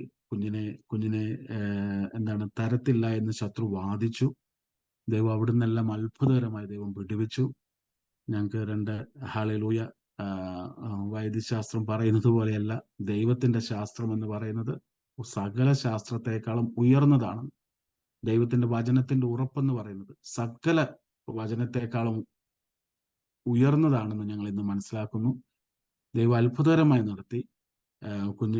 ഒരു 1.5 മാസത്തോളം നേരത്തെയാണ് കുഞ്ഞുങ്ങൾ ഉണ്ടായത്. കുഞ്ഞുങ്ങൾക്ക് വെയിറ്റ് ഒക്കെ വളരെ കുറവായിരുന്നു. ഇത് സമയമായല്ലോ. ദൈവം അവിടെ എല്ലാം ഇന്ന് ആരോഗ്യത്തോടെയുള്ള 2 പെൺകുഞ്ഞുങ്ങളെയാണ് ദാനമായി നൽകിയത്. ഇത്രയും സമയം എൻ്റെ സാക്ഷ്യം കേട്ട എല്ലാവർക്കും സ്തോത്രം. ഇതിൻ്റെ മറ്റൊരു ഭാഗം നമ്മൾ വീണ്ടും പറയുന്നതാണ്. ഞാൻ വിശ്വാസത്തിലേക്ക് കടന്നു വന്നതും എൻ്റെ കർത്താവിൻ്റെ വേലയിലേക്ക് കടന്നു വന്നതും അതൊക്കെ അത്ഭുതകരമായ വഴികളാണ്. ദൈവത്തിന്റെ നാമം മഹത്വപ്പെടുമാറാട്ടെ. ഇവിടെ എല്ലാം ഞാൻ ഈ സാക്ഷ്യം പറഞ്ഞു പോകുമ്പോഴും ഇതിന്റെ ഇടയിലെല്ലാം ദൈവത്തിന്റെ കരമാണ് കേട്ടോ. അതാത് സമയത്ത് വചനം നൽകി എന്നെ പോഷിപ്പിച്ചു. ദൈവശബ്ദം ലിറ്ററലി കേട്ടു. ദൈവശബ്ദം തന്നെ കേട്ടു. അത് വിശ്വസിക്കുമോ എന്ന് അറിയത്തില്ല. ഹല്ലേലൂയ. ദൈവശബ്ദം കേട്ടു. ഓരോ ദിവസവും അത്ഭുതകരമായി നടത്തിയ ആ ദൈവത്തിന്റെ മഹാസ്നേഹത്തിനായി ഞാൻ സ്തോത്രം ചെയ്യുന്നു. ഒരു യോഗ്യതയും ഇല്ലാതിരുന്നു. ഞാൻ സ്നാനമെടുക്കാൻ മടിച്ചത് ഞാൻ കർത്താവിനോട് പറഞ്ഞുകൊണ്ടിരുന്ന റീസൺ എനിക്ക് സ്നാനമെടുക്കാൻ യോഗ്യതയില്ലെന്നാണ്. അതായിരുന്നു ഞാൻ റീസൺ പറഞ്ഞിരുന്നത്. അപ്പൊ കർത്താവ് എന്നോട് പറഞ്ഞത് ആ തോന്നലാണ്, ആ യോഗ്യത ഇല്ലായ്മയാണ് നിന്റെ യോഗ്യത. Price the Lord. അങ്ങനെയാണ് ഞാൻ 3 വർഷത്തോളം സ്നാനം പോലും എടുക്കാൻ ഡിലേ ചെയ്തതിന്റെ കാര്യം. ഈ വചനം എൻ്റെ ഉള്ളത്തില് ക്രിസ്തുവിന്റെ സ്നേഹത്തെക്കുറിച്ചും ആ ക്രൂശിനെ കുറിച്ചുള്ള ആഴമായ ബോധ്യം. Price the Lord. ആഴമായ ആ സ്നേഹം. പ്രിയമുള്ളവരെ, ഈ രോഗസൗഖ്യവും അല്ലെങ്കിൽ രോഗത്തിലൂടെയൊക്കെ കടന്നുപോയപ്പോൾ ദൈവം ബലപ്പെടുത്തി, അതിനേക്കാളൊക്കെ ഉപരിയാണ് രക്ഷയിലൂടെ ഞാൻ പ്രാപിച്ച സന്തോഷം. റോമാലേഖനത്തിൽ പറയുന്നത് പോലെ ഹല്ലേലൂയ, സകലർക്കും പാപപരിഹാരമായി കർത്താവായ യേശുക്രിസ്തുവിനെ ഉയർത്തിയിരിക്കുന്നു. എന്റെ മുൻകഴിഞ്ഞ പാപങ്ങളെ എല്ലാം ക്ഷമിക്കുവാൻ എന്ന് ഹല്ലേലൂയ റോമാലേഖനത്തിലൊക്കെ നമ്മൾ വായിക്കുന്നത് പോലെ. Price the Lord. സ്തോത്രം. കർത്താവായ യേശുനാഥന്റെ ക്രൂശ്, ആ രക്ഷയുടെ മഹത്വം, ആ രക്ഷയുടെ സന്തോഷം, അത് എന്താണെന്ന് തിരിച്ചറിയുവാൻ, അത് എന്തിനേക്കാളും വലുതാണ്. ഞാനിത് പറയുമ്പോൾ എൻ്റെ സൗഖ്യത്തെക്കാളും എൻ്റെ ആരോഗ്യത്തെക്കാളും സകലത്തിനേക്കാളും ഉയർന്നതാണ് ദൈവം എൻ്റെ ഉള്ളത്തിൽ നൽകിയ രക്ഷയുടെ സന്തോഷം എന്ന് പറയുന്നത്. Price the Lord. സ്തോത്രം. അപ്പോൾ ഇത്രയും നേരം എൻ്റെ ചെറിയ സാക്ഷ്യം കേട്ട എല്ലാവർക്കും ഞാൻ കർത്താവായ യേശുക്രിസ്തുവിന്റെ നാമത്തിൽ സ്നേഹവന്ദനത്തെ അറിയിക്കുന്നു. തുടർന്നും എനിക്കും കുടുംബത്തിന് വേണ്ടി പറയണം. ഇതിന്റെ അടുത്ത ഭാഗം ഉടനെ തന്നെ എന്നോട് കഴിഞ്ഞ ദിവസം പറഞ്ഞായിരുന്നു പറയണമെന്ന്. ഉടനെ തന്നെ ഞാൻ പറയുന്നതാണ്. ദൈവമായ കർത്താവ് നാം എല്ലാവരെയും സമർത്ഥമായി അനുഗ്രഹിക്കട്ടെ. കർത്താവേ സ്തോത്രം. Praise the Lord. Hallelujah, hallelujah. വാഗ്ദത്തങ്ങൾ വിശ്വസ്തനെ, വാക്കുമാറാത്ത ഞങ്ങളുടെ സ്വർഗീയ പിതാവേ, എന്റെ വിലയേറിയ കൃപകൾക്കായി സ്തോത്രം കർത്താവേ. ദൈവമേ, ഞങ്ങളെ ദൈവമക്കളെ, അടിയങ്ങളായ ഞങ്ങളെ ഓരോരുത്തരെയും അവിടുന്ന് അത്ഭുതകരമായി നടത്തിയ വിധങ്ങൾക്കായി സ്തോത്രം ചെയ്യുന്നു. ഓരോ ദിവസവും കർത്താവെ കണ്ണിലെ കൃഷ്ണമണി പോലെ ഞങ്ങളെ, ഹല്ലേലൂയ, സ്തോത്രം കർത്താവെ, ഹല്ലേലൂയ, ഒരു സാക്ഷ്യമായിട്ട്, ഒരു ജ്ഞാപകം എന്ന കണക്കെ, ദേശത്തൊരു ജ്ഞാപകം എന്ന കണക്കെ ദൈവം ഞങ്ങളെ ഉയർത്തിയ വളരെ, ഹല്ലേലൂയ, ദൈവം ഞങ്ങളെ ഉയർത്തുന്ന മഹാദയക്കായി സ്തോത്രം ചെയ്യുന്നു. ഞങ്ങളുടെ ഉള്ളങ്ങളെ കർത്താവെ, അവിടുത്തെ ക്രൂശിന്റെ സന്തോഷം, അപ്പോൾ അവിടുത്തെ വീണ്ടെടുപ്പിന്റെ സന്തോഷം, അവിടുത്തെ രക്ഷയുടെ സന്തോഷം കർത്താവെ നീ ഞങ്ങൾക്ക് നൽകിയതിനായി സ്തോത്രം ചെയ്യുന്നു. ദൈവകൃപയിൽ ഞങ്ങളെ പൊതിഞ്ഞിരിക്കാതെ സ്തോത്രം ചെയ്യുന്നു. നിന്റെ കൃപ ധാരാളമായി പകരണം. കടന്നു വന്നിരിക്കുന്ന എല്ലാ ദൈവമക്കളെയും, എല്ലാ മക്കളെയും കർത്താവ്, എല്ലാ ജനത്തെയും അവിടുത്തെ പൊന്നുകരങ്ങളിലേക്ക് ഏൽപ്പിച്ച് പ്രാർത്ഥിക്കുന്നു. അവിടുന്ന് അനുഗ്രഹിക്കുകയും സഹായിക്കുകയും ചെയ്യുമാറാണ്. ബലപ്പെടുത്തണം കർത്താവെ, കൃപമേൽ കൃപ പകരണം കർത്താവെ. ക്രിസ്തുവിന്റെ ക്രൂശിന്റെ സ്നേഹം കർത്താവെ, ഹല്ലേലൂയ. അല്ലെങ്കിൽ കർത്താവെ, ഞങ്ങൾക്ക് ആർക്കും കർത്താവെ, ഹല്ലേലൂയ, ക്രിസ്തീയ ജീവിതത്തിൽ മുന്നേറുവാൻ പറ്റത്തില്ല അപ്പച്ച. അവിടുത്തെ ക്രൂശ് ഞങ്ങളുടെ ഉള്ളത്തിൽ വെളിപ്പെടണം. അവിടുന്ന് ക്രൂശിൽ എന്തുവാണ് ചെയ്തതെന്നുള്ള ഒരു ബോധ്യം കർത്താവെ, ഹല്ലേലൂയ, സ്തോത്രം കർത്താവെ. ഞങ്ങൾ ഏതുമല്ല എന്നുള്ള ഒരു ബോധ്യം കർത്താവെ. നിന്റെ വീണ്ടെടുപ്പാണ്, നിന്റെ രക്തമാണ്, നിന്റെ രക്തം മറുവിലയായി തീർന്ന ഒന്ന് മാത്രമാണ്, ഹല്ലേലൂയ, സ്തോത്രം കർത്താവേ, ഞങ്ങളുടെ ജീവന്റെ ആധാരമെന്നും ഞങ്ങളോട് ഓരോരുത്തരോടും ഓരോ ദിവസവും ഞങ്ങളുടെ ഹൃദയങ്ങളിൽ അവിടുന്ന് മന്ത്രിക്കുമാറാകണം, സംസാരിക്കുമാറാകണം എന്ന് പ്രാർത്ഥിക്കുന്നപ്പ. സ്തോത്രം. നിന്റെ ക്രൂശ് ഞങ്ങളുടെ ഉള്ളത്തിൽ വെളിപ്പെടണമെന്ന് പ്രാർത്ഥിക്കുന്നപ്പ. അവിടത്തേക്ക് വേണ്ടി പൂർണ്ണമായി സമർപ്പിക്കുവാനും ജീവിക്കുവാനുള്ള ഒരു കൃപ തരുമാറാകണമെന്ന് പ്രാർത്ഥിക്കുന്നു. സകല മാനവ മഹത്വ അബ്ബാ പിതാവേ അവിടത്തേക്ക് നേരുന്നു. കർത്താവേ, ഇതിനെ ലീഡ് ചെയ്യുന്ന എല്ലാവരെയും ഏൽപ്പിച്ച് പ്രാർത്ഥിക്കുന്നു. പ്രിയ സന്ധ്യാസിസ്റ്ററെ ഏൽപ്പിച്ചു പ്രാർത്ഥിക്കുന്നു. ഹല്ലേലൂയ, സ്തോത്രം കർത്താവേ. ജോസഫ് മാത്യു പാസ്റ്ററെ ഏൽപ്പിക്കുന്നു. പ്രാർത്ഥിക്കുന്ന എല്ലാ ആന്റിമാരെ എല്ലാവരെയും അവിടുത്തെ പൊന്നുകരങ്ങളിലേക്ക് ഏൽപ്പിക്കുന്നു. ദൈവമേ, ഹല്ലേലൂയ, അവിടുന്ന് സഹായിക്കണം. കടന്നു വരുന്നവർക്ക് എല്ലാവർക്കും കർത്താവേ അവിടുത്തെ വചനത്തിന്റെ, ഹല്ലേലൂയ, സൗഖ്യവും വിടുതലും കർത്താവേ, ഹല്ലേലൂയ. ദൈവമേ, ആരെങ്കിലും ക്ഷീണിച്ചിരിക്കുന്നുണ്ടോ, ആരെങ്കിലും നിരാശപ്പെട്ടിട്ടുണ്ടെങ്കിൽ, ആരെങ്കിലും ഭാരത്തോടെ ഇരിക്കുന്നുണ്ടെങ്കിൽ കർത്താവേ, ഇന്ന് പകൽക്കാലം കർത്താവേ അവിടുന്ന് ബലപ്പെടുത്തി അനുഗ്രഹിക്കുമാറാണ്. ദൈവകൃപ ധാരാളമായി പകരണം. അവിടുന്ന് സഹായിക്കുകയും അനുഗ്രഹിക്കുകയും ചെയ്യണം. യേശു ക്രിസ്തുവിന്റെ നാമത്തിൽ തന്നെ amen, amen. Amen, amen. Thank you brother, thank U.